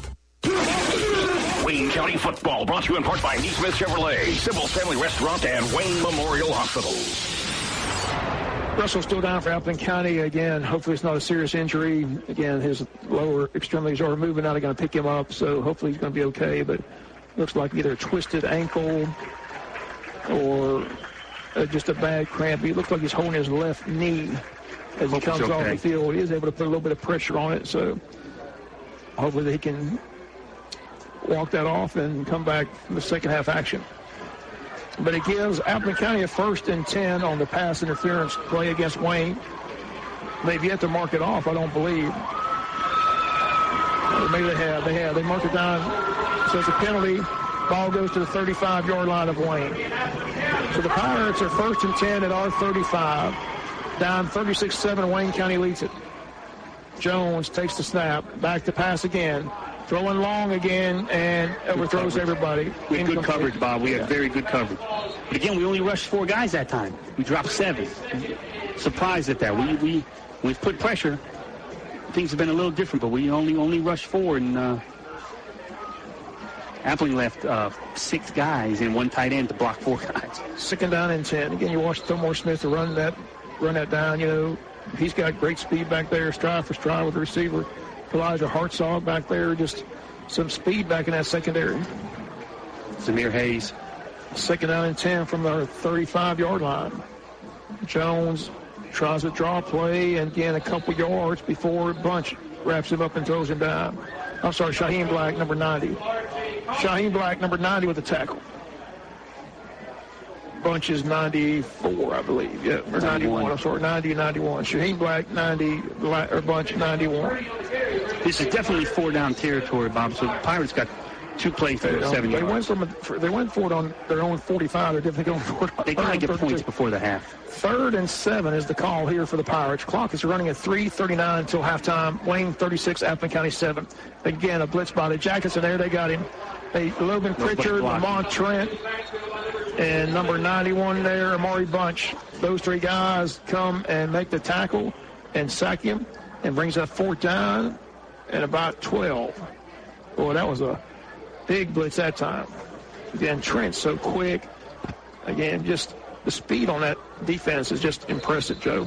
Yeah. I got some athletes over on that side of the ball, that's for sure. Yep. 4th down, 11. Clock at 3 minutes to go till halftime. Wayne 36, Appling County 7. A 4th down, 11. The Pirates are going to go for it. Seconds on the play clock. Jones again takes the snap. Back to pass. In trouble. Being chased. Throws to the left. Throws on the run. Got a man down there. Incomplete. He was open. Almost hit him for the touchdown, but unfortunately he overthrew his receiver, and Wayne County takes over on downs with 2:39 left to go till halftime. Now, you want to talk arm strength. The Appling County quarterback, Bob, rolled to his left, threw across his body, and threw about a 45, 50-yard pass downfield with plenty of steam on it. I've been impressed with him tonight, Bob. He's done a really good job of making something out of nothing. They'll try to get a classification for him in halftime from the Appling County people, but again, their roster doesn't have whether they're a junior or senior or sophomore, so we'll get that at halftime. But he has been impressive here, both impressive. Running and throwing. Then Wayne's got it back from our own 36 with 2:39 to go. Let's see what Coach Cribb wants to do. He wants more points. He's got Garrett rolling. He's going to keep it and run and get down up to the 45-yard line. Nice play by Garrett Overholt, Bob. Rolling the pocket, saw that everyone was going down the field, and got a nice 8-yard gain for the Jets. Yep, clock runs, 2:24, 2:23. Wayne and Appling both with all timeouts. Each team has 3. Wayne leads 36-7, brings up a 2nd down and 2. 8 yards on a run by Garrett Overholt. Garrett again, rolls to left, in trouble, throws downfield, got a man, and is caught. Wow. I believe that's Tranquil Holloway out of the backfield with the catch. Wow, Garrett did a nice job rolling, Bob, and threw it up to his receiver, and Tranquil went up there and made a great catch for another Yellow Jacket 1st down. 1st and 10, ball is deep in Appling County territory inside the 30. Let's see where they mark it. I believe it's going to be at the 29-yard line of Appling County. Now they say it's on our side, the 30, 31. 31 yards out with 2:02 to go. Wayne County quickly up to the line. Overholt quickly takes the snap. Going to run a draw play. There goes MJ. MJ down to the 26-yard line. Thought he should have broke it, but didn't make it. So that's Tranquil Holloway with the run. Well, I was waiting for that, Bob. They've been bringing a lot of pressure off the ends, and we try to hit him with a quick hitter up the middle. Plenty of time. Yeah, minute 43, the ball 26 yards away. And this MJ Fuller this time. MJ cuts it back 20, 15, 10. Weaving. 1st and 10, 1st and goal. Wayne County to 10 with a minute and a half to go as they'll stop the clock, move the chains. Nice run by MJ Fuller. Weaving through that Pirate defense, Bob. Again, we'll get him in open field, and he makes things happen. Then 1st and goal, 10 yards out, a minute and a half to go. Got a minute and a half and 10 yards. Clock runs a minute 26. Overholt rolls to the right, throws in the flat, got his man incomplete. Holloway turned before he had the ball and drops it incomplete. Stops the clock at 1:21. 2nd and goal from the 10. So, again, Wayne County trying to go up 42-7 at halftime here in Jimmy Swain Stadium. That would be 42 unanswered points as well. Again, it was a 7-0 lead for Appleton on their first possession, but it's been all Wayne County since that point. 36-7, Overholt takes the snap. Overholt looking, throws in the flat to Holloway. Holloway down to the 5. It'll be 3rd and goal at the 5. Clock at 1:12. Plenty of time. Plenty of time for third down play here. Still have timeouts. Still haven't taken one. Can we take one to discuss it? We can get a first down. Looking at it? I'm sorry, Bob. Bob, we can get a first. Can we get a first down inside the 1? I can't see that. I thought it was 1st and goal from the 10 from the get-go. I don't think you can get a first down. Okay. I think you got to get in the end zone. 3rd and goal from the 5. Garrett Overholt takes the snap. Looks to the corner, and that's Ashby Cribb, touchdown. Ashby Cribb with another touchdown. That's his 4th of the night. And Wayne County goes up 42-7. And a 6th touchdown by Garrett Overholt. 4 to Ashby Cribb. 38 seconds left to go in the game. Yeah, I would think Ashby Cribb is healthy. Yeah, I would think he's healthy. Bob, we're going to have a hard time picking the Van Zotomart play of the game. You got that right. Right now, I'm going with a fake punt. That could be, that could be, you almost want to say, too, maybe the 2 15-yard penalties. And Wayne County with just 38 seconds left. Austin Cruz for the PAT to make it 43-7. The kick is up, and the kick is good. And Wayne County, no good. They're going to say no good this time. And so it remains Wayne County 42, Appling County 7. 42-7 Wayne with 38 seconds till halftime. We'll be back with a kick in 30 seconds. This is your Sheriff, John Carter. Wish the Jackets the best of luck this football season. Also, I congratulate our band, our cheerleaders, and our Lady Jackets for their strong work ethic and dedication. I hope this season is full of success and a lot of wins. But win or lose, always remember that Wayne County supports your efforts and commitment. Sting 'em Jackets all season long. This is your Sheriff, John Carter, proudly serving our community. Wayne County football brought to you by Damon's Famous Fingers and Wings, Blue Collar Heating and Air, and Sheriff John Carter. 38 seconds, all that remains in this first half, and Wayne County's up 42-7 as we head towards halftime. And again, Wayne County just dominating here after the opening possession by the Pirates. 42 unanswered points here at Jimmy Swain Stadium. Short kick again. Appling comes up and takes it to 20, tries to cross, breaks a tackle, gets to the 26-yard line before Wayne County makes the tackle. So with 33 seconds left, we'll see if Appling County just takes the knee and gets to the halftime locker room. I would believe that's what they're going to do. Don't you believe so? Yeah, I think so. They got to regroup because nothing's gone well for them since the opening possession. Again, it's been all Wayne County, 42-7 as we get set to go to the halftime locker room. I'm going to send it back to Jonathan for about 10 minutes, and then we'll come back and recap the score and look at some stats and get ready for the second half. They're going to send it back to Jonathan for some information radio for you, give you some scores, and get some other information. So, again, that comes your way in about 33 seconds here. See what the Pirates decide to do. I believe they're going to just take the knee and get to the locker room. I think so. Jones with the snap. And they run a draw play, and, again, not much there. And the clock runs. Are they going to use a timeout? So far, no. Clock runs 22 seconds.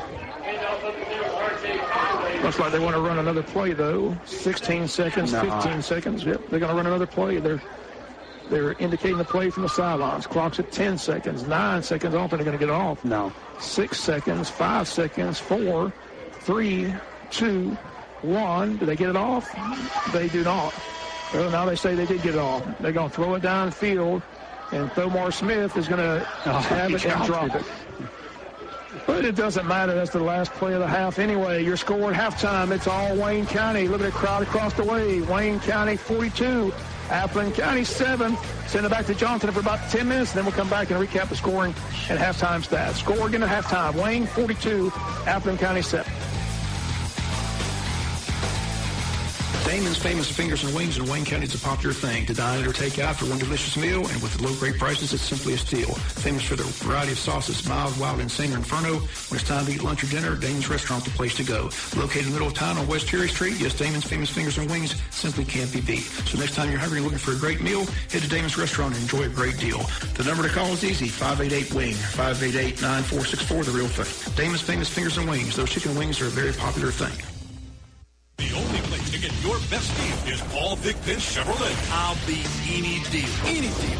Y'all try right now. PTC is giving you $3,500 customer cash or 20% off on 2017 Cruze, Malibu, and Trax. You can come out here and drive one out like you stole it, because you almost did. 0% for 72 miles on many of the vehicles you want most. Online at PaulThigpenChevy.com. Chevy, find new roads. You need to come see us today. Restrictions apply. See dealer for details.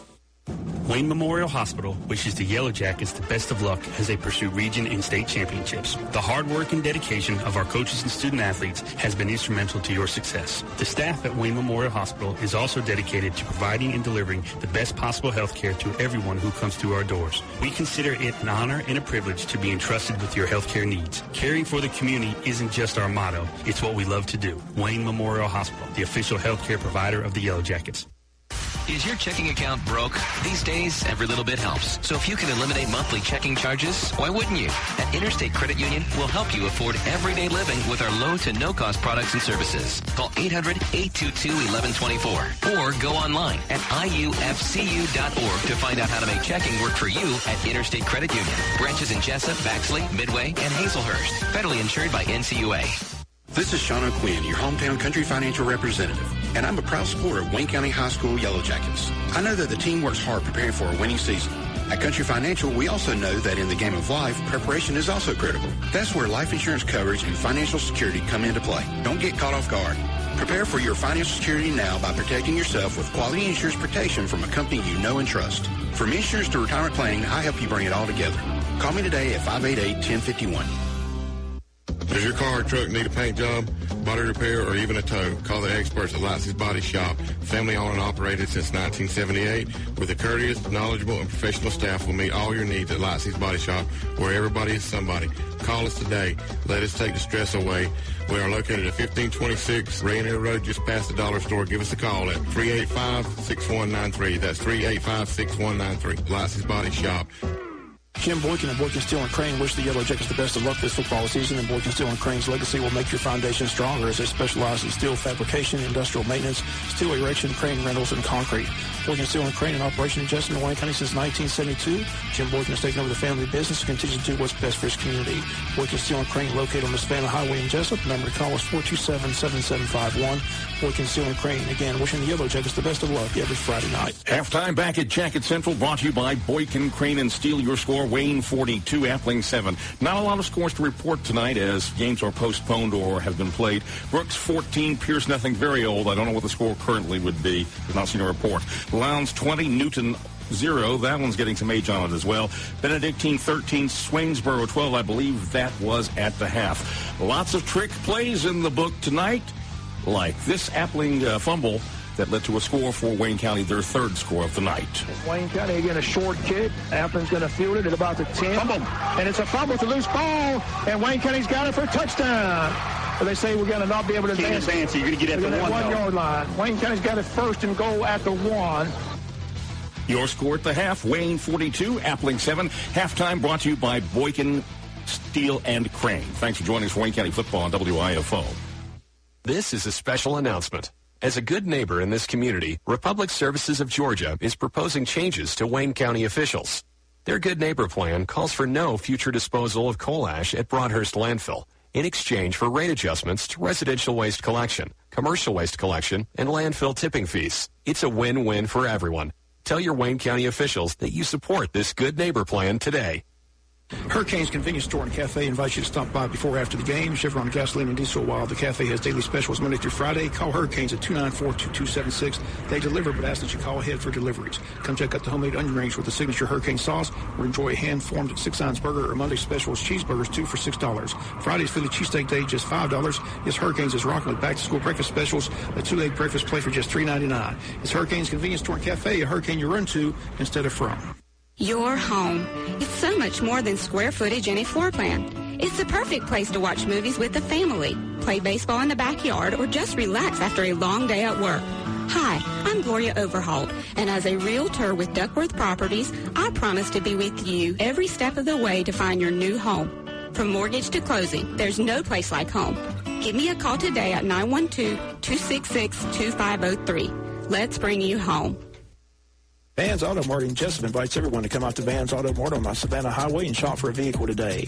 James Van sells quality cars at low prices. You can buy here and pay here with financing with the local credit unions. No matter what the make, what the model, Vans Auto Mart has the vehicle that fits your needs. In the market for a vehicle? Do yourself a favor and stop by and see James Van and the gang today at Vans Auto Mart, 2030 at the Savannah Highway, or give them a call at 530-7665. Vans Auto Mart in Jessup. Tackle tough projects with top brand tools from Harris Ace Hardware. Buy a Stanley Fat Max utility knife or 100 count blade dispenser for only $11.99 each, and you'll get a second one free. Also save at Harris Ace on a Stanley Power Lock tape measure, just $4.99 after $4 instant savings. You know you need to go to Harris Ace for any construction project you may have, from a doghouse to your dream house. The helpful place, Harris Ace Hardware on West Cherry Street in Jessup. Halftime here at Jacket Central. Thanks for joining us for Wayne County football on WIFO. Your halftime coverage brought to you by Boykin, Crane, and Steel. Wayne 42, Appling 7. Updated score, Lowndes 35, Newton nothing. Now tomorrow on WIFO, it's Atlanta Braves baseball, no college football from the Big Dog at 7:10 first pitch on WIFO. Sunday doubleheader, Braves 12:20, 1:35, Falcons 7:30, 8:30 on FM 105.5. Jacksonville 1 o'clock kickoff from Jacksonville on WLOP. As we said earlier, lots of trick plays in the book. Here's a fake punt. Set up another score. Done an excellent job in the first couple of minutes. Going to fake it. And there goes the big play. 40, 35, 30, 25, 20, 15, down the 10-yard line.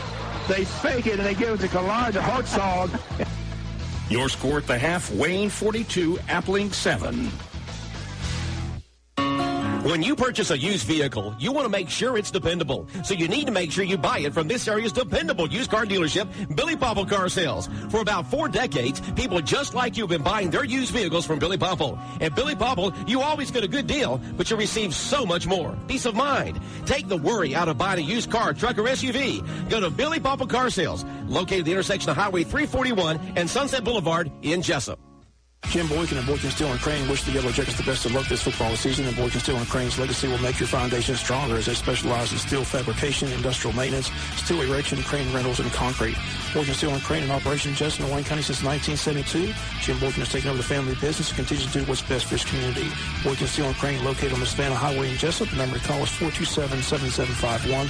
Boykin Steel and Crane. Again, wishing the Yellow Jackets the best of luck every Friday night.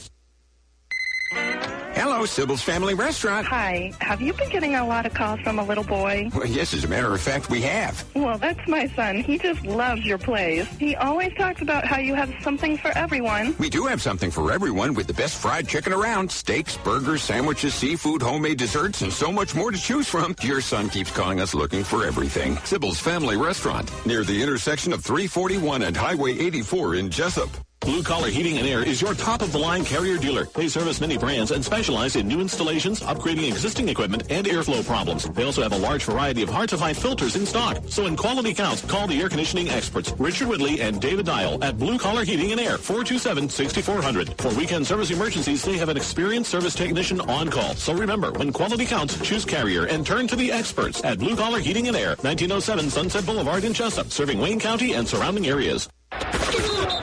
This is Wayne County football on WIFO-FM Jessup. Halftime here at Jacket Central. Your halftime festivities brought to you by Boykin, Crane, and Steel. Wayne 42, Appling 7 at the half. Lowndes 35, Newton nothing. That is the only current score we have. Lots of games have been moved, postponed, canceled altogether.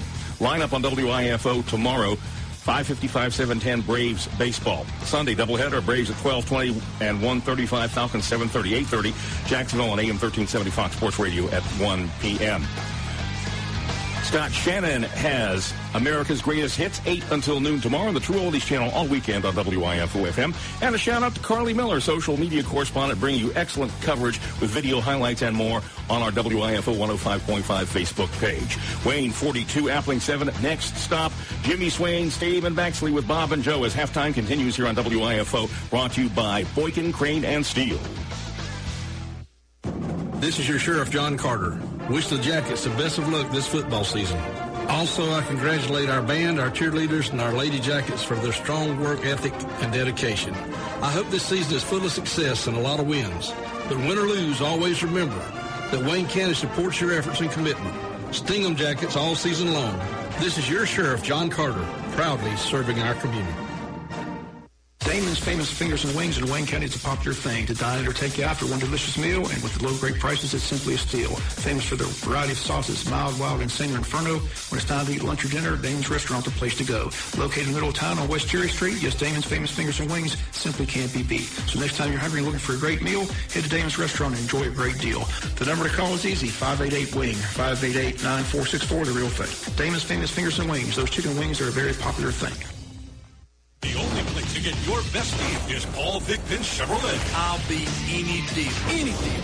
Y'all try right now. PTC is giving you $3,500 customer cash or 20% off on 2017 Cruise, Malibu, and Trax. You can come out here and drive one out like you stole it, because you almost did. 0% for 72 months on many of the vehicles you want most. Online at PaulThigpenChevy.com. Chevy, find new roads. You need to come see us today. Restrictions apply. See dealer for details. Wayne Memorial Hospital wishes the Yellow Jackets the best of luck as they pursue region and state championships. The hard work and dedication of our coaches and student athletes has been instrumental to your success. The staff at Wayne Memorial Hospital is also dedicated to providing and delivering the best possible health care to everyone who comes through our doors. We consider it an honor and a privilege to be entrusted with your health care needs. Caring for the community isn't just our motto, it's what we love to do. Wayne Memorial Hospital, the official health care provider of the Yellow Jackets. Jim Boykin and Boykin Steel and Crane wish the Yellow Jackets the best of luck this football season, and Boykin Steel and Crane's legacy will make your foundation stronger as they specialize in steel fabrication, industrial maintenance, steel erection, crane rentals, and concrete. Boykin Steel and Crane in operation in Jessup and Wayne County since 1972. Jim Boykin has taken over the family business and continues to do what's best for his community. Boykin Steel and Crane located on the Savannah Highway in Jessup. The number to call is 427-7751. Boykin Steel and Crane, again, wishing the Yellow Jackets the best of luck every Friday night. County football brought to you by the Interstate Federal Credit Union. Sean O'Quinn, your Country Financial representative, and Lacey's Body Shop. Welcome back from Jimmy Swain Stadium. 42-7 your score. Wayne County's rolling here in the first half. Again, it was all Wayne County after the first touchdown by Appleton. Appleton scored early on Tyler Jones' 5-yard touchdown run. Came with 9-12 to go in the first quarter, and they have not scored since. Wayne County with 42 unanswered. Garrett Overholt with 5 touchdowns. Count them 6 touchdowns. 6 touchdowns in the air tonight. First one was a swing pass to M.J. Fuller. Went for 60 yards right after the touchdown by Appleton County. 8:51 to go. First quarter, we threw a 2-point conversion. Ashby Cribb, the holder, went to M.J. Fuller. 2-point conversion's good. And Wayne led 8-7. 8:51 first quarter and haven't looked back since. Second touchdown pass, Garrett Overholt to Ashby Cribb on a 25-yard strike. Ashby broke a couple of tackles, went in the end zone. PAT is good. 5:34 to go first quarter. Wayne's rolling 15-7. Jackets would add another one in the quarter. This one from 1 yard out after a fumbled punt by Appleton County. Wayne County got on the 1-yard line, and Garrett Overholt struck quickly to Cooper Martin from 1 yard out. PAT by Austin Cruz good. Wayne County 22-7, and they score again right at the end of the first quarter with no time on the clock. This one a 5-yard pass from Garrett Overholt to Ashby Cribb.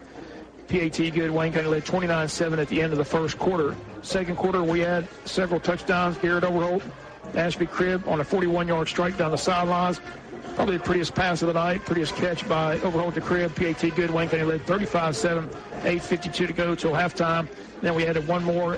Overholt to Ashby Cribb, 5 yards out on the final drive of the half.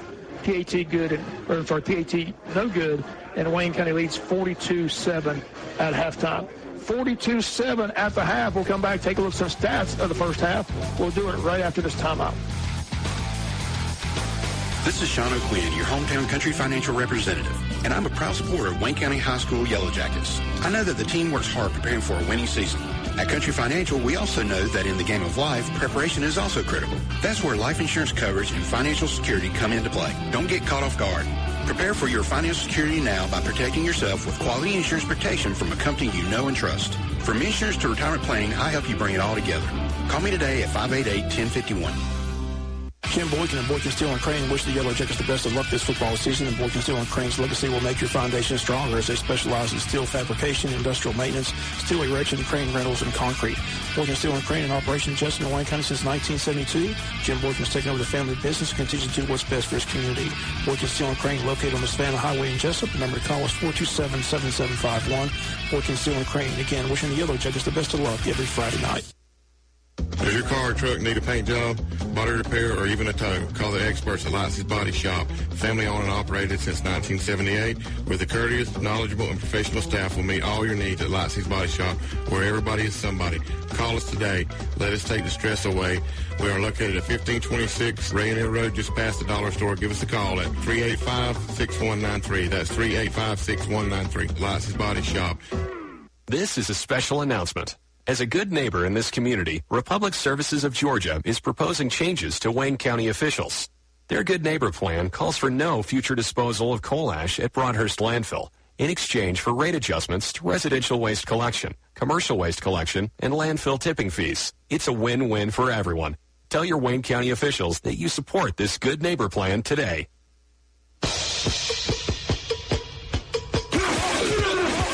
Wayne County football brought to you by Republic Services, Hurricanes Convenience Store, and Duckworth Properties. 42-7, Wayne County leads at halftime. Joe's got to look at some of the halftime stats. And again, it's all by Garrett Overholt and Ashby Cribb. 6 touchdowns for Garrett Overholt. 4 went to the wide-out Ashby Cribb. Real quick, Bob, for Appling. 7 of 16 passing, 147 yards, 1 interception. Appling had 22 rushes for 52 yards, 4 penalties for 50 yards, 7 possessions, 7 first downs. Wayne County's Garrett Overholt was 12 of 20 for 206 yards and 6 touchdowns, 4 of which to Ashby Cribb. Wayne County 7 rushes for 64 yards, 2 penalties for 25 yards. Defensively, we had 2 sacks, 1 interceptions, 6 possessions on defense, and they only had 4 first downs. We had 7 possessions in the first half with 7 first downs. Bob, one area I think that we talked about, I think if we want to nitpick, is running game. Running game has really not looked as sharp as it could have. We've been very pass-heavy, and defensively, our secondary, for the first time all season, a couple times, we've let guys get behind us. Yeah, we're talking about halftime. As nice as it is to be up 42-7, the concern watching the game is the offensive line, when they want to run block, just haven't been able to push that defensive line from Appling County out of the way. So talking about how good the offensive line has been, but they haven't been able to really open up any holes for Tranquil Holloway or M.J. Fuller in the running game. So that's going to be a little bit of concern for Wayne County moving forward. And as you mentioned several times tonight, secondary's been burnt. But again, fortunately, Jones is pretty darn good. He is a junior. Overthrew the receiver, or receiver dropped the ball. So, again, kind of nitpicking, but those are just some things. But, again, that could be from the layoff as well. Again, we haven't played since the Thursday against Valdosta. 15 days. But they got to be pleased with the way the quarterback's throwing the ball. And Ashby Cribb, as we mentioned during the broadcast, and I think we hit the nail on the head, Joe, if the layoff helped anybody in particular, it helped that kid take time off, rest up, and get that knee back to normal where it was when he first got to Wayne County, when he ran those routes and made those catches and broke those tackles we're seeing here tonight. Not only does he have the 4 touchdown receptions, don't forget, he's got a 2-point conversion on a pass play. That's right. So what's going to be interesting here is what Coach Cribb and company decides to do here moving forward in this third quarter, fourth quarter. Keep in mind the JV did not play this week, so you might want to see your backup quarterback, JV quarterback Shamar Taylor, get some work. You might also want to see Ashby Cribb or Tranquil Holloway, the backup quarterback, play some work. So we'll just have to see what they want to do. It'll be interesting to see what they want to do. Well, your thoughts on that? I mean, you're at 42-7. The game's pretty much a hand, I would believe, the way your defense is playing. I'm wondering if you give the first-team offense maybe one possession. Maybe give them one possession. But you're right, I think they haven't played since last Thursday. Shamar Taylor I think the first string's staying in there for the third quarter. I'm talking about really? Yeah, I think I'll play the entire third quarter. I'm talking about fourth quarter, mop-up time. Who's coming in? Is it going to be Taylor? Is it going to be a backup quarterback that he's looking to play like Tranquil or Ashby? But I think he's going to let the third quarter, you're going to see the starters in there the entire third quarter because they haven't played in so long. They need game time. They need reps. And, again, Garrett Overholt continues to get better and better. And the more confidence he gets, the better it is for him down the road. Again, this is his first year as a starter. He's a senior. But tonight he's been on the money. 6 touchdowns in the first half. We're looking at already state record in the game is 9 touchdowns. So he's 3 away from a state record. Bob, again, that's amazing just to think about it. I mean, 9 touchdowns is a state record in a high school football game in the state of Georgia. 9 touchdown passes total. He's got 6. He's got 6 in the first half. So that is a phenomenal night for a high school quarterback in the state of Georgia to have 6 touchdowns in the first half alone against your arch rival, Appling County. On the road. So that's a night he'll never forget. And it's not over. We've got a whole half to go. I think if Wayne County's going to play the Stars in the third quarter, I think one of the things you got to work on is the running game. Even if you know it's not, I think if you could do anything, line it up. Let's try to play some smash mouth football and work on the running game. I think if anything can come out of playing your stars in the second half, and that's also smart in the fact that the key here is just run clock. Right. Get out here as quickly as you can. Okay. That's another thing I never thought about. What about the running clock? Mercy rule. Right. Where does that play in fact? Both teams have to agree to that, right? If one team doesn't agree to it, then the third quarter it doesn't run. But then the fourth quarter, the coaches have no say. The officials automatically implement it in the fourth quarter if it's a 35-point or more. I believe it's 35. Not sure exactly, but I believe that's the way that works. But again, well, here it is. This is gonna be interesting. But both coaches have to agree to it after halftime. Listen to this. If a team trails by 30 or more points at halftime, okay, their coach has the option to play the third quarter with regular timing rules or with a running clock. Right, it's his discretion. If a team trails by 30 or more points at the end of the fourth quarter must be played with a running clock. Right, the coach has no say-so. So I'm dead on that rule. Again, I thought it was 35, not 30. But again, I don't think Appleton County is going to let it run nonstop here in front of their home crowd board. But I think after the fourth quarter, it'll run. And then, like I said, the question for me in our side is what do we do in that fourth quarter if this lead continues or we increase the lead? Is Shamar Taylor? You got to push Shamar and give him some reps. I would think you would put the JV players in there and get them some playing time here since they didn't have a game this week. Get them some reps. So it'll be interesting. Again, we're getting ready for the second half kickoff.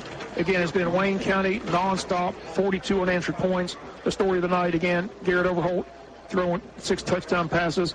Again, the first one with a swing pass to M.J. Fuller. That went for 60 yards. He's got a 41-yard strike to Ashby Cribb down the sidelines. He's got a 1-yard pass in the corner of the end zone to Cooper Martin. He's got a 5-yard touchdown to Ashby Cribb in the corner and another 5-yard touchdown to Ashby Cribb in the corner. Again, 4 touchdown receptions for the junior Ashby Cribb.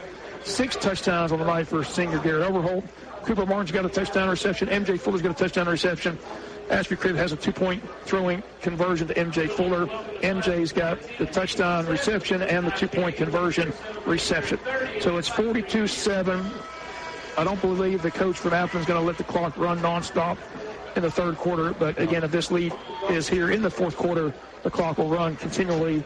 And, again, the officials take over at that point, and neither coach has an option at that point. So we'll see how it goes, Joe. It'll be interesting to see how it plays out here in this second half. But the good news, if you're a Wayne County fan, we're rolling at 42-7 over Appleton County. Yep.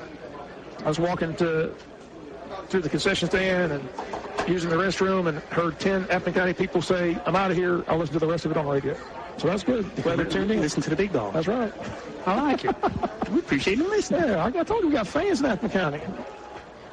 I appreciate them tuned in to the big dog, 105.5. Here we go, 42-7, and we should get the ball, right? Appleton got the ball to start the game. No, we got the ball. We got the ball. Appleton County gets the ball. They defer to the second half. That's right. We went 3-9. They took the opening possession down for a score, and they were rolling at 7-0, but it's been all Wayne County after that. Can't say enough about the defense. Again, there has been some breakdown secondary, but the defensive line has done their job. The linebackers are quick as cats. Had one interception by Mike Heflin. Had the recovery on the punt or kick. I think it was a kick. I'm sorry, it was a kick that they fumbled, and we got inside the 5 and took it in from the 1. So, again, another active night with turnovers, Joe. Yeah. And hopefully we get some more here in the second half. You said it right, Bob. Especially the interior of the defensive line, there's really been nothing up the middle for them to run. The only way they were going to run the football is they're going to have to go outside. Kickoff coverage has been good. I've been watching this going in. Number 18, Ham Perkins, has got good speed. He's done a good job on kickoff coverage again.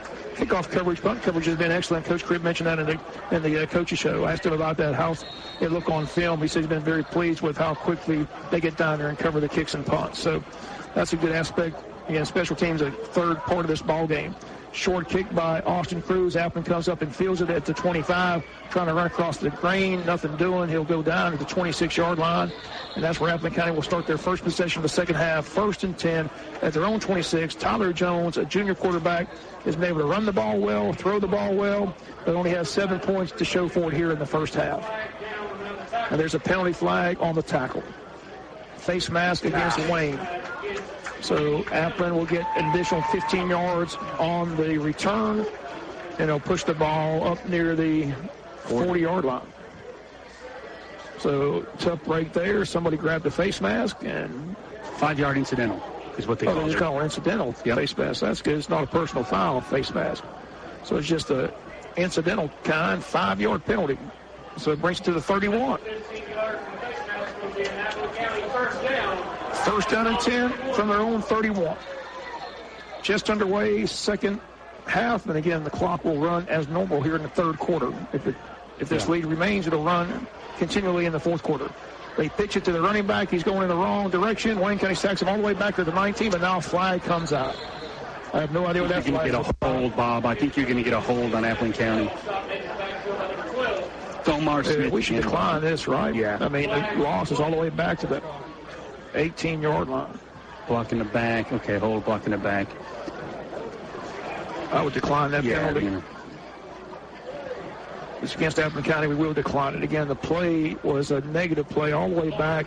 They're going to mark it at the 22 as we're going to say he went down. But, man, a big loss on the play. Great job. Again, there's no threat for them to run the ball up the middle. So when they fake that dive, it's not doing any good because with Shaheen Black and Isaiah in the middle, they just clogged that middle all night long.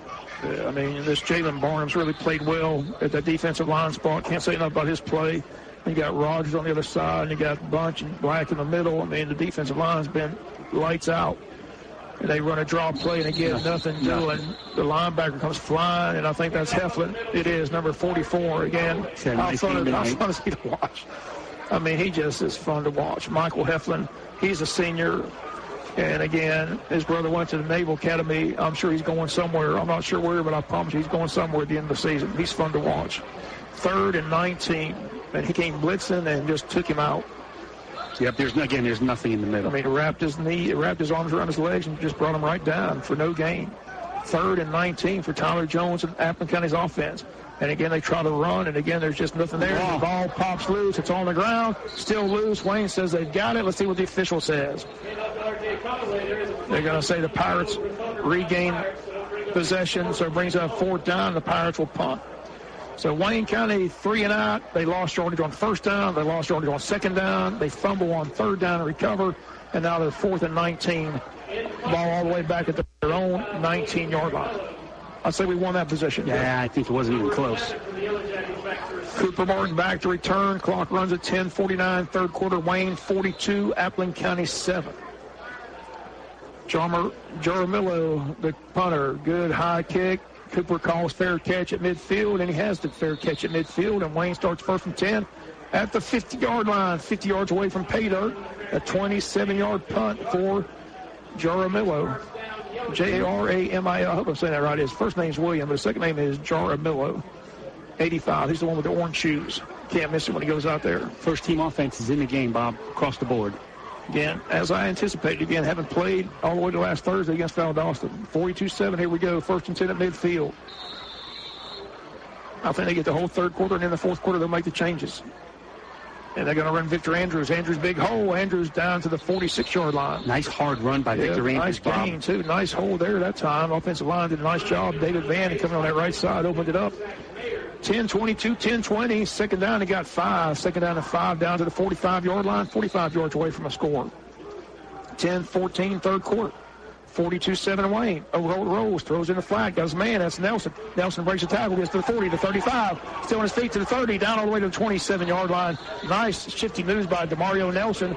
1st and 10 Wayne. Stops the clock at 10 minutes. They'll move the chains, but Wayne County's 27 yards away from another score. He is, DeMario Nelson, Bob, is dangerous in the open field. Great speed and great shiftiness in the open field. Wayne County 1st and 10 from the Appling County 27. Garrett Overholt, senior quarterback, takes the snap, rolls, throws in the flat, got Cribb who drops the ball. They tried to set up a bubble screen, and Ashby Cribb had it and just dropped the ball. Bob, I believe if he comes across the middle, that goes for 6. Yeah, they had it set up perfectly. Again, Ashby just... That's twice on that play. Both times he's dropped it. I'll tell you, I like it, though. When he knows it's his fault, he just points to the quarterback and says, look, that's on me. I got it. I'll get it again. Just throw it right back to me. 2nd down and 10 from the 27. Yeah, that was a good-looking play. They had that set up for 6. Victor Cruz on the shuffle pass. Victor Cruz gets down to the 25-yard line, gain of 2. I'm sorry, Victor Andrews. That's a wide receiver from the Giants, Victor Andrews. I'm sorry, Victor Andrews. Yeah. Andrews with the carry, the shuffle pass. I'm worried. Third down, and let's see where they're going to call it. 3rd down and 7. They gave him 3 yards on the play. So, again, Wayne, 3rd and 7. Clock at 9:20, 3rd quarter. Garrett puts Victor in motion, throws out here to him, and he drops the ball. Again, another big gain if he catches it. But, again, that ball was thrown a little bit out of reach of Victor Andrews. He went in motion to the left, and nobody went with him, Bob. And, again, if he catches it, I think he walks into the end zone. Wayne's going to go for it here on 4th and 8. Again, the offensive line doing a good job up front. Sam Fountain, the center, against Pierce and Billy Parker and Franklin and company, David Vann. 4th down and 8. Wayne goes for it. Garrett rolls, throws, got his man complete for the 1st down, and that's Ashby Cribb. No, they're going to say he's out of bounds. So, again, they're going to say Ashby stepped out. Good call, Bob. Ashby knew it when Ashby knew he was out when he looked down. Good call by the officials. So Appling gets the ball back. Pass is incomplete. And they will start at their own 25-yard line. Well, I want to be at the 27. I don't understand why they don't have it back at the line of scrimmage. Why would they lose 2 yards on that play? I don't know. I mean, it was 4th down from the 27 of Appling. It should be 1st down from the 27 of Appling on offense. But they got the ball back at the 25-yard line. So they lose 2 yards on the change of possession. Why is a mystery. But it's 1st and 10, Appling County. 9:04 to go, 3rd quarter. Wayne 42, Appling 7. Tyler Jones keeps it, pitches it, tailback in trouble, and loses yardage again. Wayne County all over that play. Gant started 34. Number 5, Duke Holsey in there. Number 52's in there. That's Dylan Ingram, that junior defensive lineman. Again, 51's in there. Number Griffin Boykin playing linebacker. So getting to see some of the youngsters in there. Get to see Griffin in there, number 51. 2nd down and 9. Gain of 1. So they're starting to shuffle some people in, Joe. Yeah. 37's in there as well. Tavarin Hines, a junior linebacker. So just a whole new linebacker crew. Then trying to run a reverse. Wayne County's there, chasing him down. He breaks the tackle, breaks the 2nd tackle down the sidelines, and they have a 1st down. So Wayne lost him twice. He broke a couple of tackles. We did a nice job staying home on the reverse, Bob. We didn't over-pursue. We just couldn't make the tackle. But he looks like he stepped out of bounds. Al Lewis. So he did not get the 1st down. He stepped out right across the 30 to 31. So it's going to 3rd and 5. Tough break for them. Al Lewis, a nice run, but he comes up shaken and has come out. And back in is number 1, Ricky Carter. So it's a key 3rd down for the Pirates with 8:12 to go in the 3rd. Wayne still leads at 42-7. That was the score at the half. And this is Appling County's 2nd possession of the 2nd half.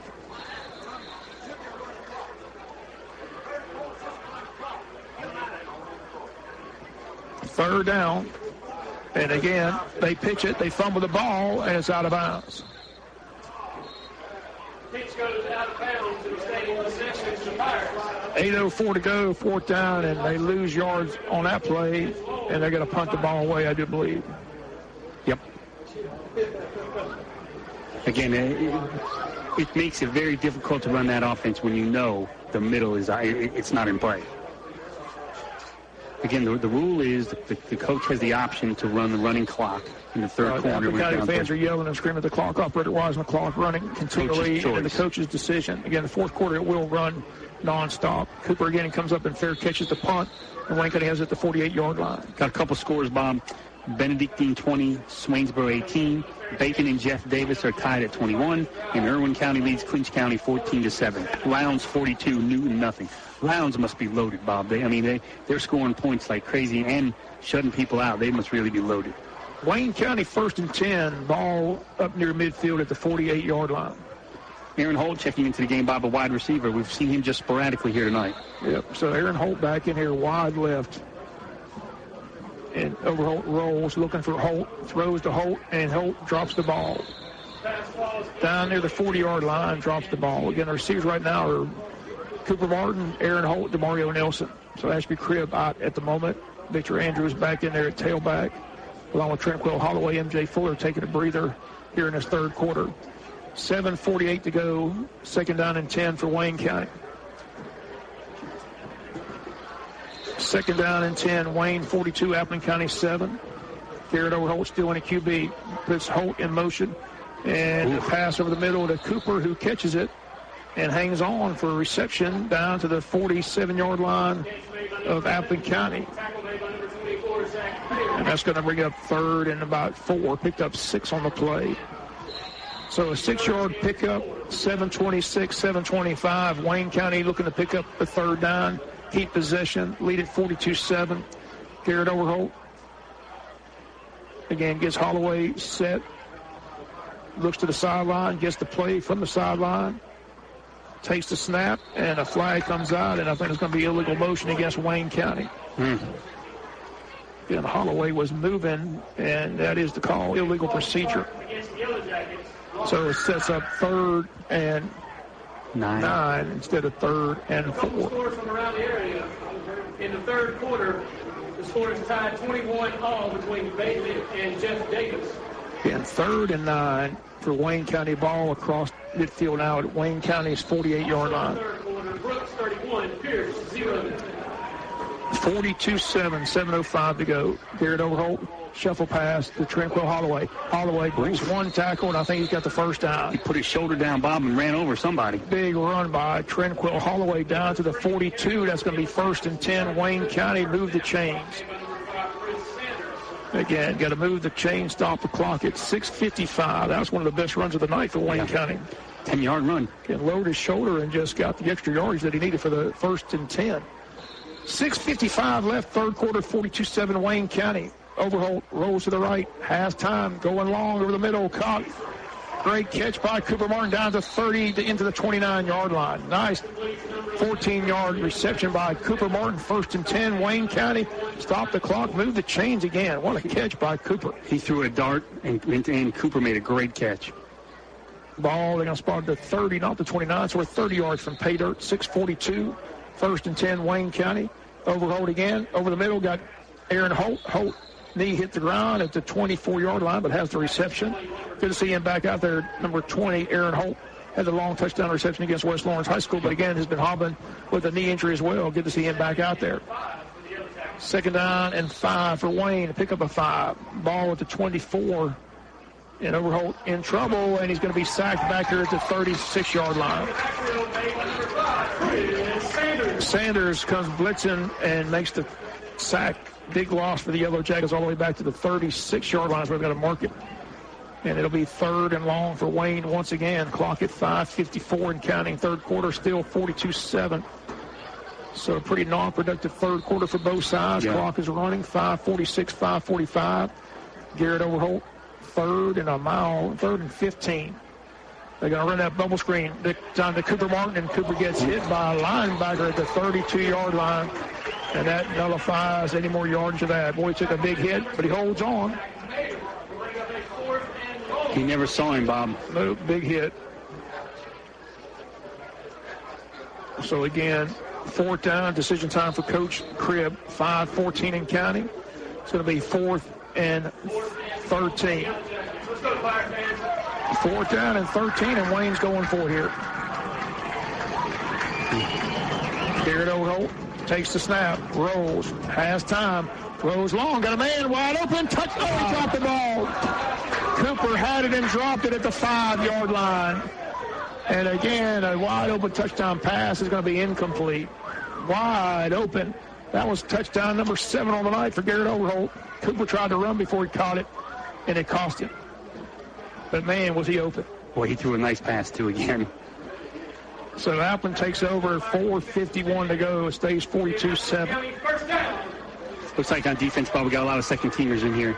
Yeah, but that's good. That is good. These kids getting in there. Let's get them some reps. Ingram comes back in there. Trying to see Fillmore Smith still out there, number 12. 48. 48 is a new player. That's Javon Drake, defensive back, junior. Griffin Boykin still in there at linebacker, 51. And they run a draw play, and they break the tackle, and they get all the way across the 40 up to the 42, 43-yard line. And I think they got a 1st and 10. Gain of 12, 1st and 10 for the Pirates. Stop the clock, move the chains at 4:43 to go. Third quarter, Wayne 42, Appling County 7. Trying to see some of their young defensive linemen there, Joe. If you pick up 52. Dylan Ingram. That's Dylan Ingram. He's played most of the night. 5 still in there again. That's Duke Holsey, senior defensive lineman. 1st and 10. Jackets come blitzing, and they missed the tackle down the sideline. There he goes. And we make the tackle inside the 30 all the way down to the 25-yard line. Big run for Newkirk. And again, has it down to the 26-yard line. 1st and 10, Appleton County. Clock stops, 4:24 to go as Appleton with the nicest drive of the second half.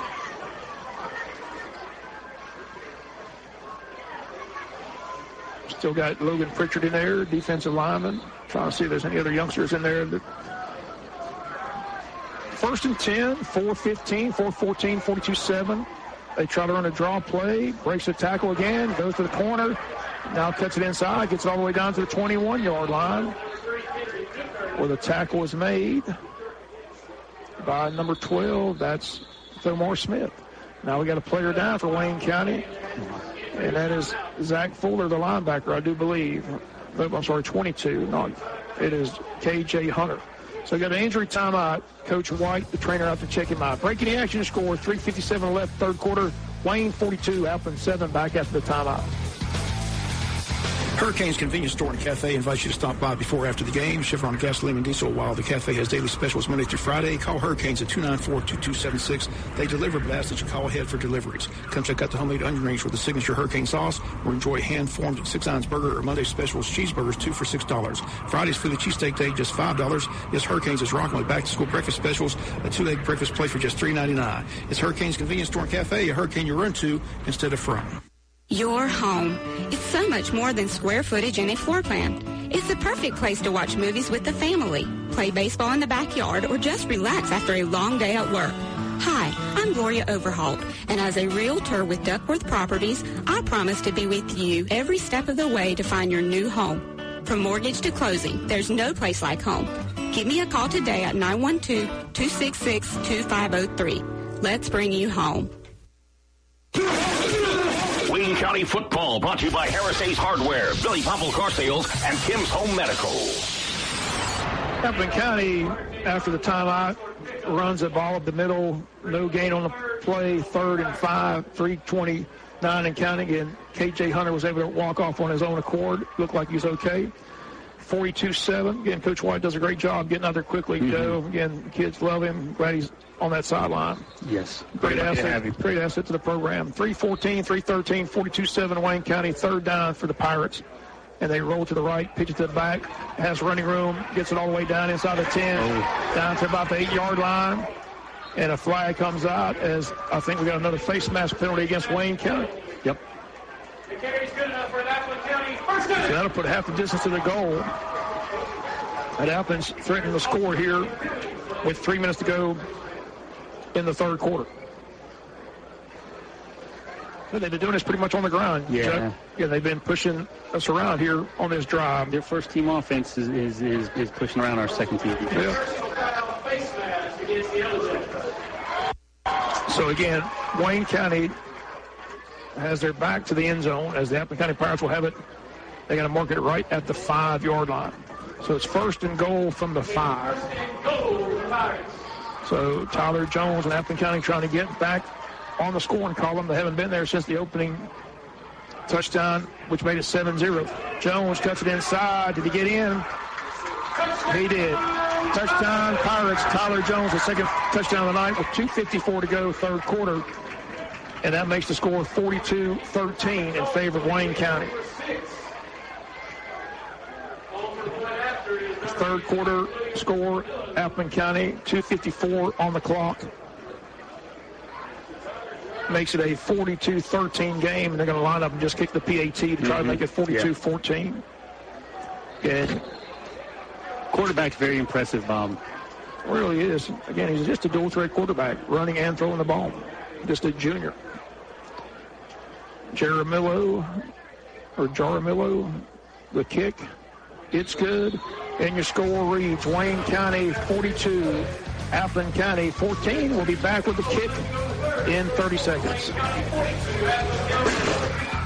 Vans Auto Mart in Jessup invites everyone to come out to Vans Auto Mart on the Savannah Highway and shop for a vehicle today. James Van sells quality cars at low prices. You can buy here and pay here with financing with the local credit unions. No matter what the make, what the model, Vans Auto Mart has the vehicle that fits your needs. In the market for a vehicle? Do yourself a favor and stop by and see James Van and the gang today at Vans Auto Mart, 2030 at the Savannah Highway, or give them a call at 530-7665. Vans Auto Mart in Jessup. Wayne County football brought to you by Vans Auto Mart, the Wayne County Chamber of Commerce, and Joe Lynn Perkle, attorney at law. 42-14, 2:54 left to go, third quarter. And again, Appleton County with a nice drive there for the touchdown. Again, Jones, his second touchdown of the night. We mentioned all night how good he is, Joe. Fun to watch. A good arm, good legs, does a good job running the offense. Again, that was a nice drive for the Appleton County Pirates. They did a nice job moving, methodically moving the ball downfield. They were about 70 yards on the drive, so a touchdown for Appleton. It's 42-14, and Wayne County gets it back here to close out the third quarter. M.J. Fuller back to return the kick. Do the Pirates think onside kick here, Joe, or is it just too early? Bacon 28, Jeff Davis 21, Bob. Barn burner. Jeff Davis much improved. I think they're 3-0 going to that game. Both teams, I think, were 3-0 coming into the contest. See if they try onside here. A whistle comes out before the kick. And what is that? Something must have come on the field, but the official just threw it in the stands, whatever that was. I have no idea what it was, but there was something on the field, and the official threw it back in the stands. So probably one of those footballs that cheerleaders give out. Another whistle, onside kick. Wayne County recovers, but again, a penalty flag against Appleton County for offsides. So they did try an onside kick, but to no avail, and they're going to be penalized 5 yards for offsides. So they were thinking onside kick. Yeah, 40 makes sense. 42-14. What do you have to lose? 42-14. Offside against the Pirates.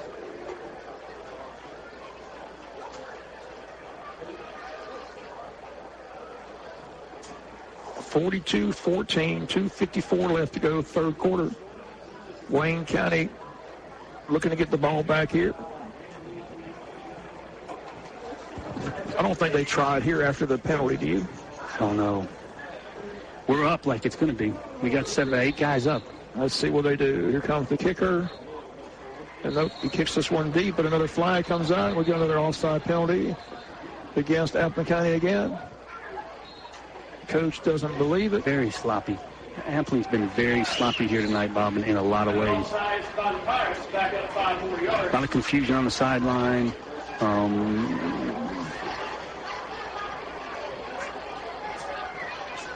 Well, they've lost 10 yards on penalties.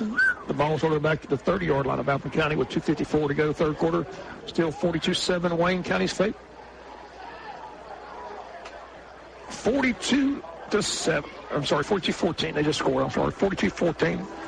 It's 42-14. I correct myself. I apologize. They did just score. So it's 42-14 with 2:54 to go. And here comes the kicker again. Is he going to try an onside kick? Nope, he's going to kick it. This time they stayed onside. Wayne County picks it up to 25, gets to the 30. That's Victor Andrews. Gets to the 40, up to the 41-yard line. Nice return by Victor Andrews. Wayne County has it in great shape up to the 42-yard line. First and 10, 2:45 to go. 42-14 your score. Wayne County 42, Appleton County 14. And it remains Garrett Overholt at quarterback, Victor Andrews at tailback, Tranquil Holloway's coming in. But you got your 2 tight end formation now. Yep. Duke Holsey, number 5. And Jarrett Faircloth.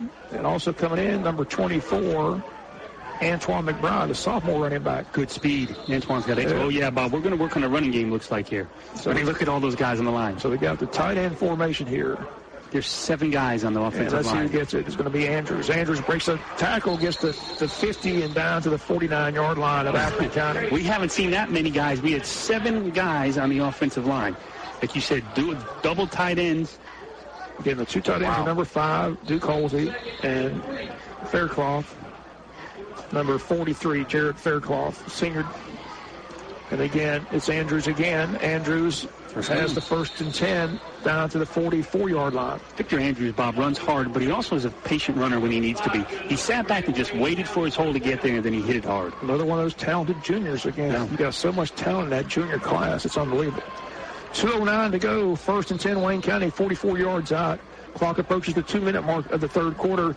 42-14, Wayne County. Overholt rolls to the right, gonna throw. Looks for Cooper Martin. Cooper makes the catch.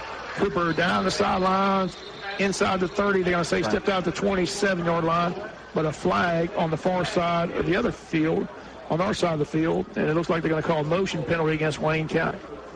Illegal shift is what the call is. Nope, I take it back. They're gonna say a hold instead. I thought he was saying shift, but they're gonna say a hold. Holding call against Wayne takes away a good pass and catch from Garrett Cooper. Cooper, wanted that ball thrown to him after dropping that touchdown down the sidelines again. And a good quarterback does that. They get it right back to that receiver. That's right. Let them know they still have confidence they're going to make the catch. That's the 9th first down for tonight, Bob. 6th Wayne County penalty for tonight. And it's a big penalty. Brings it all the way back to the Wayne County's 47-yard line. And that's almost a 20-yard penalty. 148, 147. And County. Overhold again. Over the middle. Got his man, DeMario Nelson. Nelson catches it and is down at the 40, inside the 40 to 38-yard line. Bob, that was very interesting. We had the big package, and they just threw the ball to DeMario Nelson on just a quick seam route. And again, Nelson made a nice catch and held on to the ball, taking the big hit. Now it's 2nd down and short. 2nd down about 4. Nice throw over the middle from Garrett Overholt to DeMario Nelson. 2nd down and 4. Ball at the 38 of Appling. 1:13 to go, and there goes Andrews up the middle, and he takes it inside the 35 down to the 34 and should have a 1st and 10. See if they give him the first down. Clock's still moving, and they're splitting up the 4th down or 3rd down. Let's see what they're going to call here. Are they going to give him the 1st and 10? It is 1st and 10, so they're going to move the chains. So the official, the Whitehead, comes in and says that's a 1st and 10, and Wayne County 34 yards away from pay dirt here on 1st and 10. Clock under a minute, third quarter. 42-14, Wayne County. Garrett Overholt takes the snap, gives up the middle to Holloway, and Holloway gets maybe a yard and a half. Not much there. Maybe one more play of the third. Clock down to 35 seconds. Now there's a time call as the official. Helmet player had lost his helmet, so they call time for safety reason, get him off the field. Clock runs at 30 seconds. Clock at 23 seconds, so we should get one final play here. 2nd down and 8. We're 32 yards out. Overholt, low snap, throws out the flat, incomplete. So again, incomplete, intended for Tranquil Holloway again. Brings up 3rd and 8, so we'll get one final play, 17 seconds in the quarter. 42-14 Wayne County. Garrett Overholt still in at quarterback for Wayne County. McBride stands beside him, the young running back, number 24. See if they give it to him, Joe. Haven't seen him carry it. Nope, he's got good speed. Yeah, good running back. And they're going to throw over the middle. And DeMario Nelson's counted, breaks a tackle, gets it out of the 28. Wow, nice I catch. thought he dropped it, but he just stopped and ran in the other direction. What a nice move by DeMario Nelson. 1st and 10, Wayne County. And he stopped all of a sudden. I thought he dropped the ball, but he just stopped and changed directions. Nice catch and run by DeMario Nelson. 7 seconds in the quarter. 1st and 10 from the 19. Clock runs. Overholt catches it, throws to the corner. Incomplete. Intended for Aaron Holt, number 20. The clock's at 1.7 seconds remaining in the third. It's just a go route, Bob. Aaron Holt, Garrett Overholt saw Aaron Holt with one-on-one coverage, and it was just a go route for him to go get it. Well, we scored at the end of the second quarter. Maybe we'll score here at the end of the third quarter. Garrett Overholt, 2nd and 10. Wayne County, 19 yards out. Garrett takes the snap, looks, shuffle pass to Tranquil Holloway. Holloway breaks it and goes in. The horn side in Appling County thought the play was over, but Tranquil just kept on running, and it's a touchdown for Wayne County. I don't know what happened there, Bob. It looked like they thought he was wrapped up, and everyone just stopped. They heard the horn, and they acted like the play was over, and the play was still going because the play got off before the snap. before the clock ran out. There's a touchdown for Wayne County. Now, is that considered a pass? That's I believe that's pass, considered a pass. Yep. Holloway takes them from 19 yards out. Time on the clock, 0-0-0 into the third, 48. The kick is up. The kick is good. Wayne County 49, Appling County 14, back with the kick in 30 seconds. Tackle tough projects with top brand tools from Harris Ace Hardware. Buy a Stanley Fat Mash utility knife or 100-count blade dispenser for only $11.99 each, and you'll get a second one free. Also save at Harris Ace on a Stanley Power Lock tape measure, just $4.99 after $4 instant savings. You know you need to go to Harris Ace for any construction project you may have, from a doghouse to your dream house. The helpful place, Harris Ace Hardware on West Cherry Street in Jessup. Wayne County football brought to you by your Jessup Piggly Wiggly, Overhaul Construction, and Core Maintenance Services. Running clock now. 40. Wayne County football brought to you by First Southern Bank, Georgia Dermatology, Jones Prescription Shop, and the Omaha Federal Credit Union. 49-14. Now the clock will run continually here in the fourth quarter, so this should be a quick quarter for both teams. Be interested to see who does play quarterback in this fourth and final frame, Joe. At least they went to the running game a little bit. Yeah, that's a shuffle pass. It's considered a pass, so that's his seventh touchdown of the night. 7th touchdown pass of the night. So Garrett Overall with 7 touchdown passes here in Baxley. 49-14. Austin Cruz with the kick. Short kick. And fielded at the 20. Breaks a tackle, 25, 30, up to the 34-yard line. Appling County starts there, 1st and 10 at their own 34. And the clock is running nonstop now. Again, nothing can stop it unless an injury timeout or timeout by one of the coaches. Yep. Other than that, it runs continually here in the fourth and final frame. 11 and a half minutes quickly approaching. We lead at 49-14. That's good. I'm ready to go home. Seen enough? I've seen enough. I gotta get up early in the morning. That's right, you're headed to Texas. I'm headed to Texas in the morning. 49-14, 11-20 and counting. Wayne County leads it. And the defense trying to see if there's any more young kids in there. Trying to get their numbers and names on the radio. Tyrese Simpson's in there, number 15. And Appling County tries to run. There's nothing to go, and that game comes in and sacks him for a loss. Number 88, Brandon Reynolds. First time we've seen him out there, Bob, on attack. Number 48's in that secondary. That is Javon Drake, junior defensive back. We've seen him a little bit. 15's out there. That is Tyrese Simpson, senior defensive back. So, again, more and more youngsters getting in the game. It's 2nd down and 13. A loss of 3. Appling in really no hurry to snap it. Play clock at 20. They look like they're about ready to go home as well, Joe. Yeah. 10.5 minutes remain. Again, it's a little quick quarter here as the clock runs nonstop here. 49-14 Wayne County. 49-14. Jones throws a screen pass, incomplete. The clock keeps going. Despite the incomplete pass. A couple quick scores, Bob. Irwin County 21, Clinch County 7. That's a final.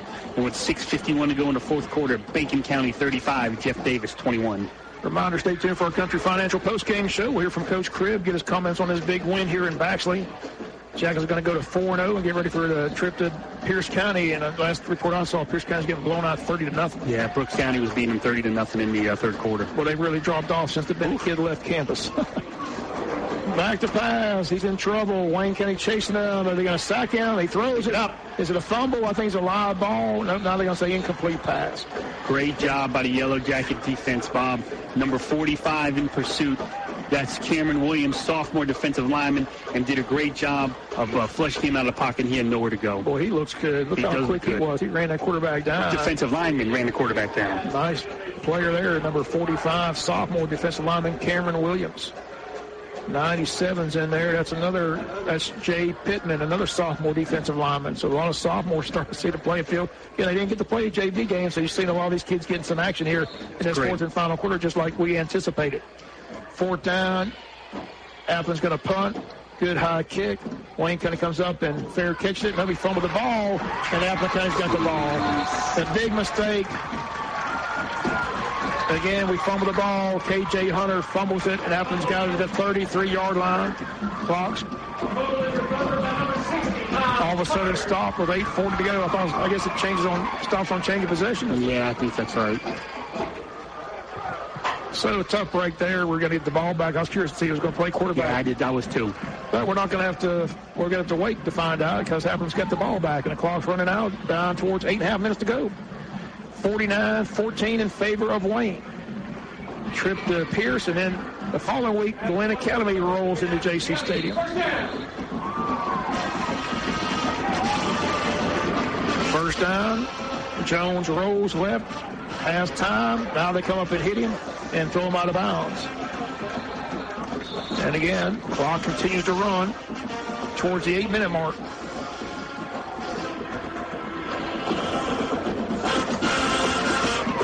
I'll tell you what's interesting, Joe. We got this huge lead. I haven't seen one Wayne County fan lead yet. They're all still here, Bob. They're enjoying every minute of this game. Now, the home sideline is cleared out pretty good. Cleared out pretty good, but Wayne County's side is still packed to the max over there as they're enjoying this ball game. 49-14. Jones throws in the flat, got his man. Wayne County comes up and hits him. He breaks the tackle and gets down to the 21-yard line for 1st and 10. And again, the clock keeps on running. 7:23, 7:22. Appleton trying to get on the board one final time tonight here. Clock approaches the 7-minute mark. 7:13 and ticking. Wayne 49, Appleton 14. 7 touchdown passes for senior quarterback Garrett Overholt. First down, and they get a penalty flag, and that's illegal procedure against the Pirates, and that'll stop the clock. They do stop it on penalties. Well, Joe, again, just going to be pleased, haven't played in quite some time, to come over and have that kind of offensive performance by your senior quarterback. It's going to be very impressed. It's been what we, it's really been the opposite. Our defense has carried us, and tonight, Bob, the offense carried the water. Defense played well. A little concerned about some of the breakdowns we had in the secondary tonight. I'm sure the coaches will get to work on that. But just offensively, I'd like to see us work on that running game a little bit. And a pitch to the tailback, and Gan Starling's all over that. That is just great defense, Bob, by Gan Starling, number 34, and number 52, Dylan Ingram. Ingram did a great job from defensive end, shuffling his guy and staying with the quarterback, which allowed Gan Starling to stay with the pitch man. Excellent defense on the option by the Yellow Jackets. And both those are juniors, both Gant and Dylan. So the clock is running under 6.5 minutes now. It's about 6:14 and ticking here. It's a 2nd down and 19, and the clock keeps on running. Yeah, stay tuned for the Country Financial post-game show. We'll talk with Coach Ken Cribb, get his comments about the big win. Get ready for Pierce County in Blackshear next Friday, and then back home against Glen Academy. There's a draw play, and nothing nice job. Griffin Boykin filled the hole. Griffin Boykin, nice job filling the hole. He had some help again from number 45, Bob. Cameron Williams. This sophomore defensive lineman, Bob, looks really, really good. I look forward to seeing him play down the road. Big kid with a lot of speed. Brandon Reynolds in there now, 88, a junior defensive lineman. Cameron Williams looks special, Bob. 5:22 and counting. 49-14 Wayne County. Jones back to pass, has plenty of time. Gets hit, throws it downfield, and overthrows his receiver. And the clock continues to run towards the 5-minute mark. I believe it's a 4th down play coming up. It is 4th down. Well, we'll get to see maybe a quarterback come in for at least the final 4 minutes. I'm just curious who they're going to put back there. With this little bit of time, I'm not sure they're going to put anybody back there except your quarterback and let him just run the clock out here with just 4:45 and counting. But you never can tell. We'll wait and see. Never can tell. Clock's down to 4:43 and counting on a 4th down, a long play with the Pirates. And he's back to pass. Being chased, steps up, throws in the flat, got a man complete at the 25, the 20, the 15, down to the 10, and he may have the 1st down. I think he had to get to the 9, so I think just going to be short. Wayne County's ball. I think he's short by about a yard. Yep, I believe they come up short, so a turnover on downs. The clock still runs 4:15, 4:14. They'll stop it. Well, they should stop it on change of possession, but they're not. The clock continues to run with 4:09 and counting. Who's going to be your quarterback?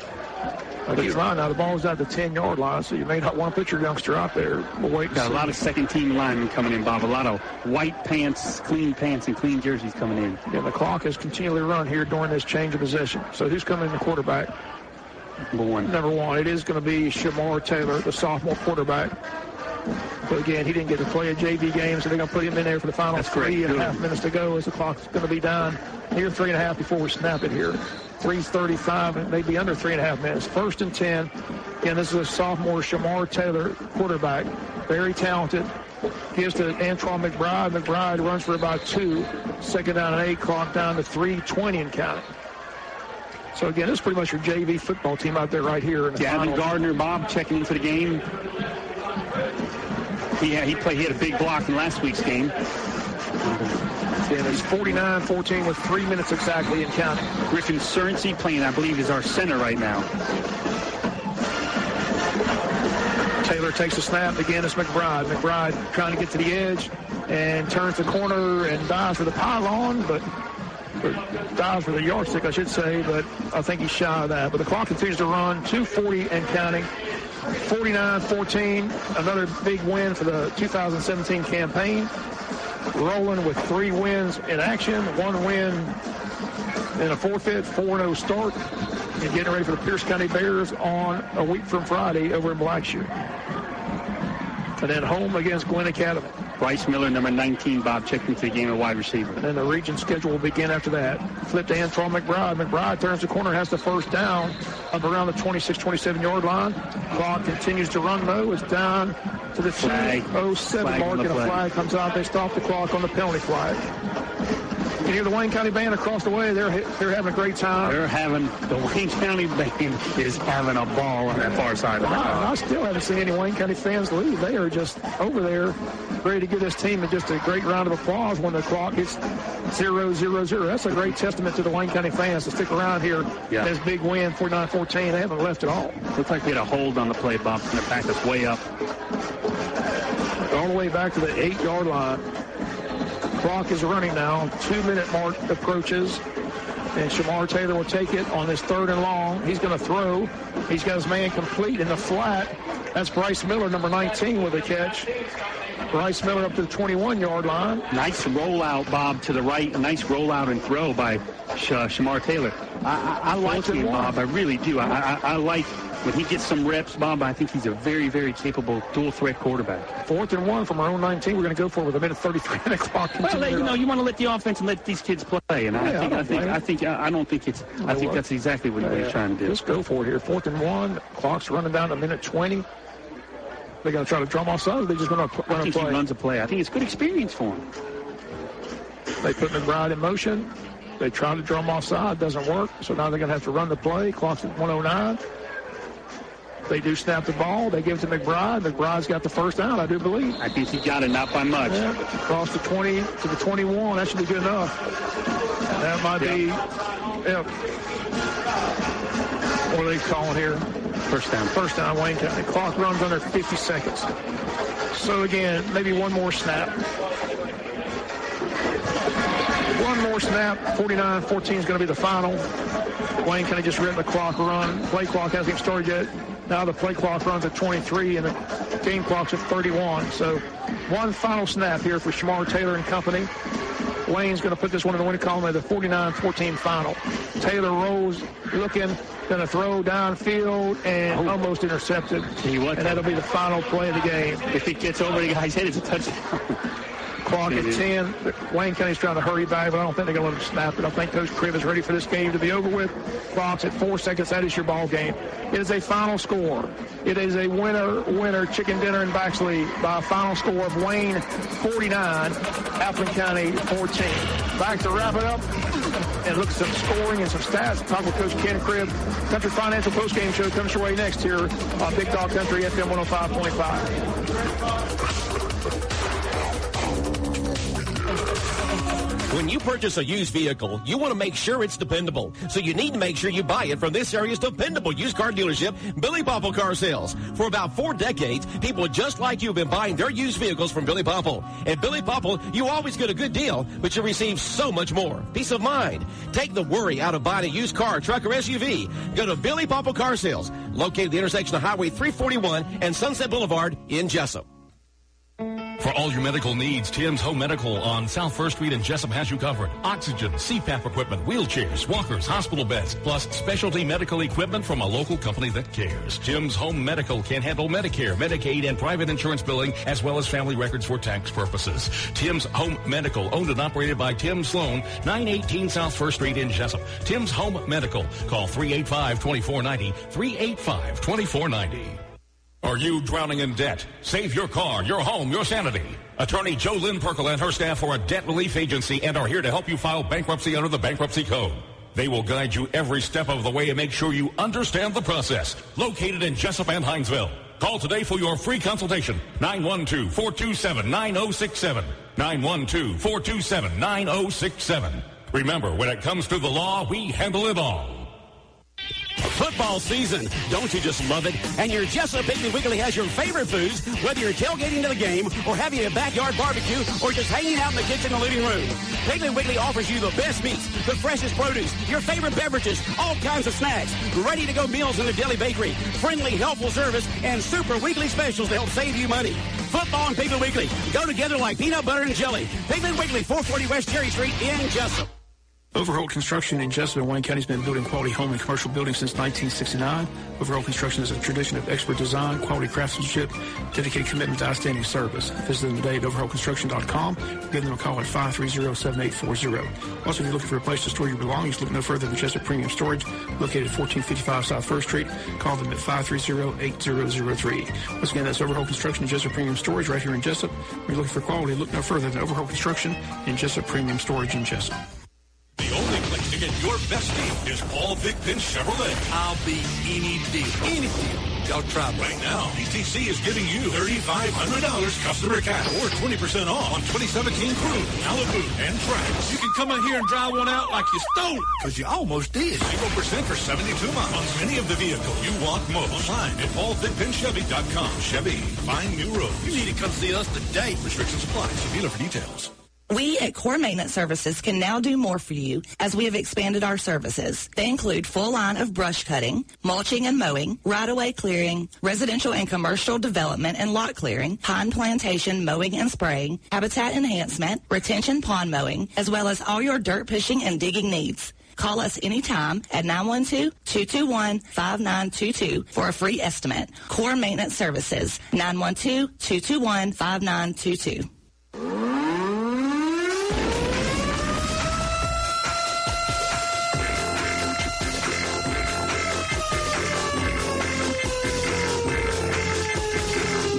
At 4 seconds, that is your ball game.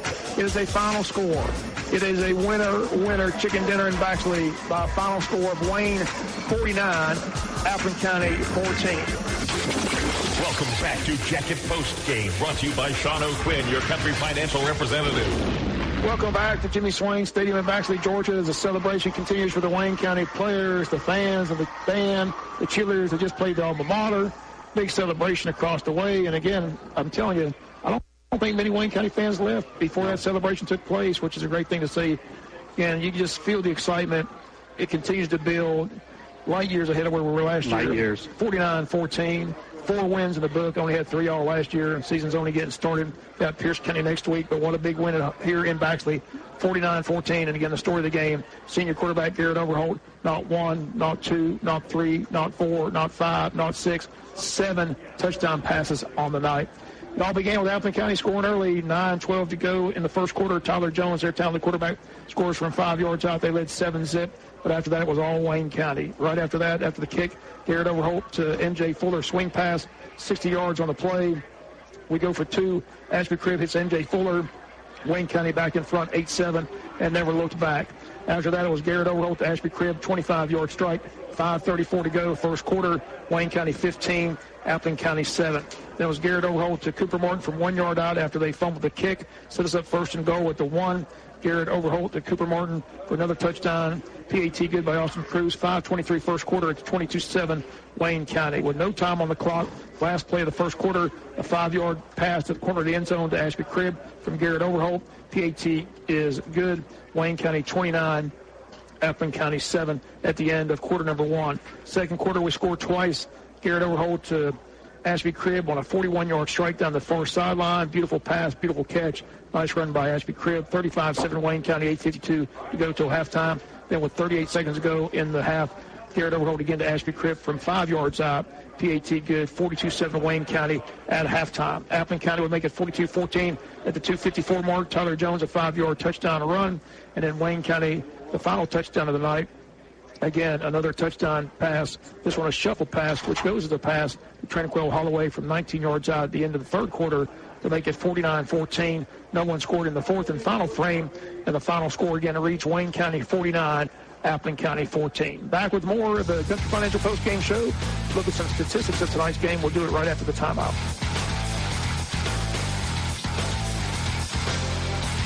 First Southern Bank, we know the importance of teamwork and dedication. Our staff of courteous professionals are here to make your banking experience easy and hassle-free. You'll leave our bank wanting to do your own touchdown dance.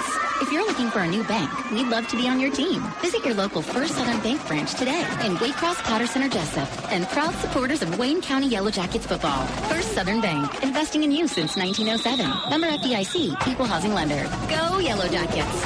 Dr. Michael Sharkey, a board-certified dermatologist and Mohs surgeon specializing in skin cancer, along with physician assistants Heather Naismith and Lindsay Bookhart, are welcoming new patients to take care of all of your skin needs. Georgia Dermatology is a general and surgical dermatology practice specializing in the treatment of all types of skin disorders, removal of skin cancer, and Mohs skin cancer surgery. Call today at 427-4267 to set up your appointment with Georgia's premier dermatology and skin cancer specialist. Georgia Dermatology and Skin Cancer Center, with offices to serve you in Jessup and Waycross. They are a proud supporter of the Wayne County Yellow Jackets. Communication is the key when it comes to business, especially your financial business. That's why Altamaha Federal Credit Union makes communication a priority, making banking easier for you. AFCU has money to lend, and it's easy to apply online or with a quick phone call. Your local credit union with open lines of communication. Altamaha Federal Credit Union, Jessup, Scriven, and Ludowici. Visit altamaha.org. Equal housing lender, federally insured by NCUA. Jones Prescription Shop, just like the Atlanta Braves, have all the bases covered. From shingles and flu shots to prescriptions and all of your pharmaceutical needs. Stop by and see pharmacist Myron Anderson and the friendly staff, open Monday through Friday, 9 to 6:30 and Saturday 9 to 1. Jones Prescription Shop, 101 Peachtree Street. Call 427-8825. 427-8825. Jones Prescription Shop, official pharmacy sponsor of Atlanta Braves baseball on WIFO and WLOP. It's a new and better way to buy. It's live market pricing at Neesmith Chevrolet Buick GMC on East Cherry Street. We constantly monitor auto websites to offer the most aggressive market prices. The low market price is our live market price. That's why we're the home of the no-hassle deal. Save time, save money, and know for sure that Neesmith's live market prices are the lowest possible price that we can offer. Neesmith Chevrolet Buick GMC, home of the no-hassle deal. Chevy, find new roads.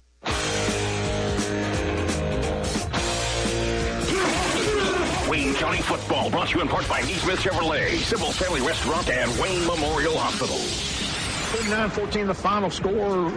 Joe's going to look at some of the statistics from today's game. For Appling County, Bob, they were 7. Wait, I got it wrong here. Hold on. Which one is it? Hold on. Did I pick it up right there? I'm sorry. That's all right. Appling County was 3 of 8 for passing for. Wait, this isn't right either. Hold on, here it is right here. Okay. Appling was 9 of 21 for 106 yards and 1 interception. They had 36 rushes for 110 yards, 6 penalties for 60 yards, and 9 first downs. Wayne County was 22 of 37. Garrett Overholt was 22 of 37 for 304 yards and 7 touchdowns. 16 rushes for 105 yards in Wayne County. 31 was on the fake punt. We had 12 first downs, but tonight, Bob, we had 8 penalties and 80 yards.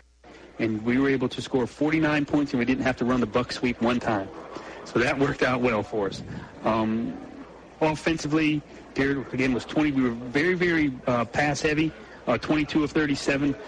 If we can nitpick a little bit, we had a few couple drop passes more than I think we'd like. Running game, I think we need to, it's still a work in progress. But defensively, I thought we played well again. A couple breakdowns in the secondary. But all in all, a solid performance after the layoff. We moved to 4-0. We only had 3 wins last year. So we're already up to 4, beat our win total from last year. And the progress and the state of this program, Bob, is, as you have said, it's light years ahead of where it would be. And Coach Chris making his way up here, going to keep it here and get his thoughts. But again, haven't seen the Buck sweep all year. Haven't seen the Buck sweep missed it all year. Nope. And I'm glad it's not here. So again, looking forward to Coach Cribb coming up and talking about this big win over the Appleton County Pirates. Bob, real quick, if we could, Van Zalmar play of the game. I still say it's the fake punt. It's the fake punt. The Van Zalmar play of the game. No one expected it at that time. Again, just a great play. Elijah Hartzog had to break one tackle. Once he broke the tackle, though, he had 25 years of green grass in front of him. So it was a great play, great call. I like that as the Van Zalmar play of the game. Offensive player of the game, simple. 7 touchdown passes. Quarterback, Garrett Overholt takes that. Again, the shuffle pass is considered a pass, so he has 7 on the night. And defensive player of the game, Mike Heffin with a great interception, great night. Great job tonight. All night long. The Coach Ken Cribb has made his way up. We'll give him the headset. Appreciate him coming up and being with us here on the post-game show. Got to see a lot of youngsters get in the second half, third quarter. Again, there's one kid I want to ask you about right off the bat, Coach. Let me find his name. Man, he's impressive. Number 45, sophomore defensive lineman Cameron Williams ran that quarterback down. How good can he be? Cameron's a special athlete. He is special. We know he's sophomore. He just when he made that play, me and Joe looked and said, "Who is that?" I mean, that kid can fly. He ran that quarterback was a good athlete. He gave us fits all night. Yeah, we got a good group, good young group. Cameron is he's long. Once he fills out, he's going to be something. He's special. Let's talk about your quarterback. He was special. 7 touchdowns on the night. Ashby had 4 receptions and a 2-point conversion. But, again, you had to be pleased. You told me Wednesday, I said I was worried about the practices, but you said the practices that you had, you were very impressed with how well Garrett was throwing the ball this week. You threw it excellent tonight. He threw it excellent. We dropped way too many. Yeah, I mean, and it's funny, the receivers just kind of point and say, look, this was on me. Even the one he threw across the green, across the field, Cooper really thought he might have had that one. He had a drop down here. I mean, like I said, his stats could be really off the chain if all the catches were made. I mean, it was just a great night for the quarterback. He was on. I knew it this week. I mean, he impressed me so much. I'm trying to remember it was Tuesday, Wednesday, but I'm going to tell you, I hadn't had a quarterback impress me with that kind of accuracy and just his understanding of what we're looking for. He's on it now. I'm telling you, he's on it. We talked about the layoff. Joe and I mentioned during the broadcast, see if you agree. The one person that really benefited from the layoff was Ashby Cribb, your son. He finally had time to heal that knee, and he looked like the old Ashby tonight. Yeah, man. The things that he's good at, you know, he dropped some balls and he shouldn't drop. He got his foot out of bounds over there and knew it, tried to get it in, but he knew that. But he's getting there. He'll be back. He looked a lot better tonight than he has in the first 2 games. I know he's been trying to get it out. I mean, you've had that conversation, but, you know, you said it's hard to get him off that field. Yep. So I got a feeling in another week or 2 he'll be back. He'll be 100%. You know, get his top speed back. But everything else he's on. You know, like I said, he doesn't normally ever drop anything. He dropped one tonight. So the one concern Joe and I had, it just seems like we had trouble running the ball. You're concerned at all about our running game? None. No. I mean, that's poor coaching if you don't take what they're giving you. You know, you can stop one thing, but stop it all. And if you try, you know, when the coach will say, hey, let's run it. I say, listen, I mean, what kind of coaching is that when you start trying to drive a round peg in a square hole? It ain't going. I mean, we might make some yardage, but they're giving you stuff. You know, be observant. See what they say. Take what you got. Man, you know, and our stuff, a lot of our stuff, shovel pass, that's a run. You know, we ran the trap a little bit. We had some decent, but, you know, our goal was to try to observe what they were giving us and take advantage of it. And I don't know where our yardage was, but, man, we were moving that ball. Yeah, they moved it down pretty good that first half. They don't want us to throw like that, and they loosen up. Let's talk about the defense because it continues to shine, continues to make big plays. Hefflin had interception. They recovered the fumble kick. I mean, guys just flying around. I mean, that quarterback had some success early, but he was running for his life most of the night. And quarterback's an athlete. That quarterback is an athlete. He's big, and very fast, but we showed him some speed tonight. He had the edge, and we run it down. So, you had to be pleased with the depth you got tonight in defense. I mean, you rotated so many players in that second half. Yeah, we played a ton of defensive people, but let me tell you something. We play we're more passionate than we are talented. You know, we got good talent, but our kids are crazy passionate about playing football. They perform. They played with so much heart. So much heart. But what's fun to see, Coach, is the end of the game. We mentioned it didn't look like a lot of Wayne County fans left, if any left. They all stuck around to the end to see the kids celebrate with the band and the cheerleaders and sing the alma mater. Something we haven't seen in quite some time. It's just nice to see the celebration. People love a winner, 4-0 at this point. Only won 3 all last year. Pierce County next week, Glen Academy at home the following week, then region schedule. But your assessment of where you think your team is right now after the several games they played thus far? I think they're about 90% bought in. You know, we got to do a few more little things. I think they're about 90%. And things, what I'm talking about is we'll get to where we want to be or where we expect to be if we do start taking care of the little things. And we're playing good ball, all phases. Special teams doing a good job. Defense playing, again, we've made a couple of mistakes, gave up a couple of big plays, but for the most part, playing lights out football. Offensively got it rolling. They're understanding more and more. We're expanding a little bit more. But, we just got to make sure we do the little things and understand we got to value practice. Well, Coach, it sure is fun to win. Yeah, man. Gets the weekend off to a great start, so I'll let you get back with your team and drive safely back to Jessup, Georgia, and congrats again. Bob, I appreciate it. I don't want to say one more thing. I want to make sure that, like, this rivalry, it's a great rivalry. And I don't know who's won more, Appleton or Wayne, but got to keep this thing alive. Appleton, they punched us in the mouth out the gate. They got a good football team. They're going to win some ball games. But, we got to just make sure that we keep this series going. It's special. It's special for both communities. It is. People love it. They look forward to it. They call it the border war. It's just like the Georgia Tech game, but it's been a great rivalry over the last 20, 30 years I've been here. So, like I said, hopefully it'll continue years down the road. Yeah, I hope so. Bob, I appreciate the coverage. Tough place to win. I tell you, it's nice to come over here to win. I told you that in the coach show. We haven't won a lot over here, but to win 49-14 and see that celebration at the end, and again to see the band play and the football players over there with all the fans. Winning's fun, Coach, so keep it up.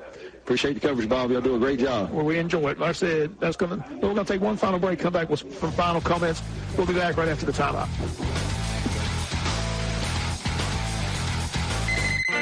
Hello, Sybil's Family Restaurant. Hi. Have you been getting a lot of calls from a little boy? Well, yes, as a matter of fact, we have. Well, that's my son. He just loves your place. He always talks about how you have something for everyone. We do have something for everyone with the best fried chicken around. Steaks, burgers, sandwiches, seafood, homemade desserts, and so much more to choose from. Your son keeps calling us looking for everything. Sybil's Family Restaurant, near the intersection of 341 and Highway 84 in Jessup.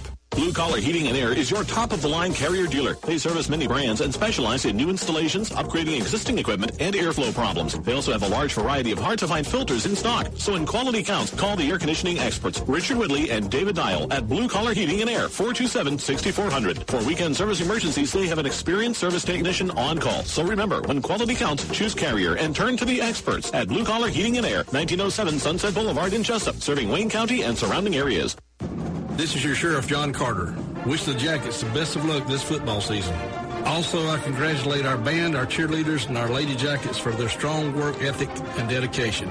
I hope this season is full of success and a lot of wins. But win or lose, always remember that Wayne County supports your efforts and commitment. Sting 'em Jackets all season long. This is your Sheriff, John Carter, proudly serving our community. Damon's Famous Fingers and Wings in Wayne County is a popular thing. To dine at or take out for one delicious meal, and with the low great prices, it's simply a steal. Famous for their variety of sauces, mild, wild, insane, or inferno. When it's time to eat lunch or dinner, Damon's Restaurant's the place to go. Located in the middle of town on West Cherry Street, yes, Damon's Famous Fingers and Wings simply can't be beat. So next time you're hungry and looking for a great meal, head to Damon's Restaurant and enjoy a great deal. The number to call is easy, 588-WING, 588-9464, the real thing. Damon's Famous Fingers and Wings. Those chicken wings are a very popular thing.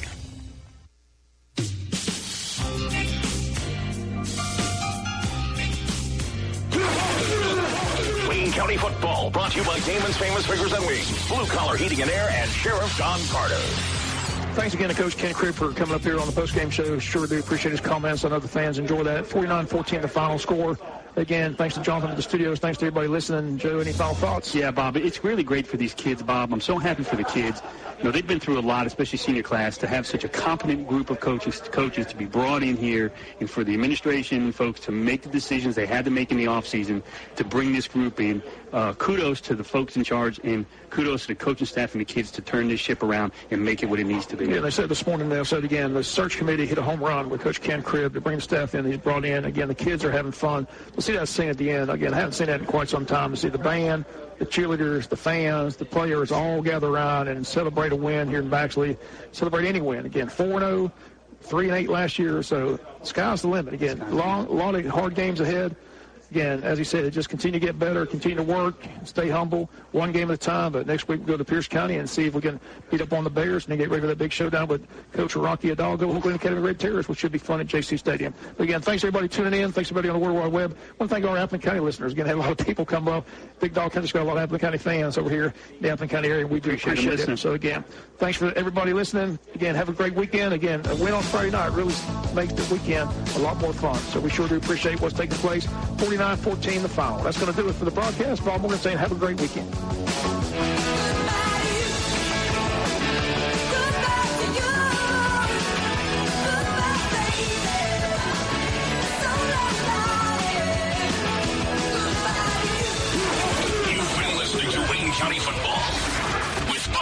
and Joe Arati. Brought to you by Neesmith Chevrolet, Sybil's Family Restaurant, Wayne Memorial Hospital, Damon's Famous Fingers and Wings, Blue Collar Heating and Air, Sheriff John Carter, Interstate Federal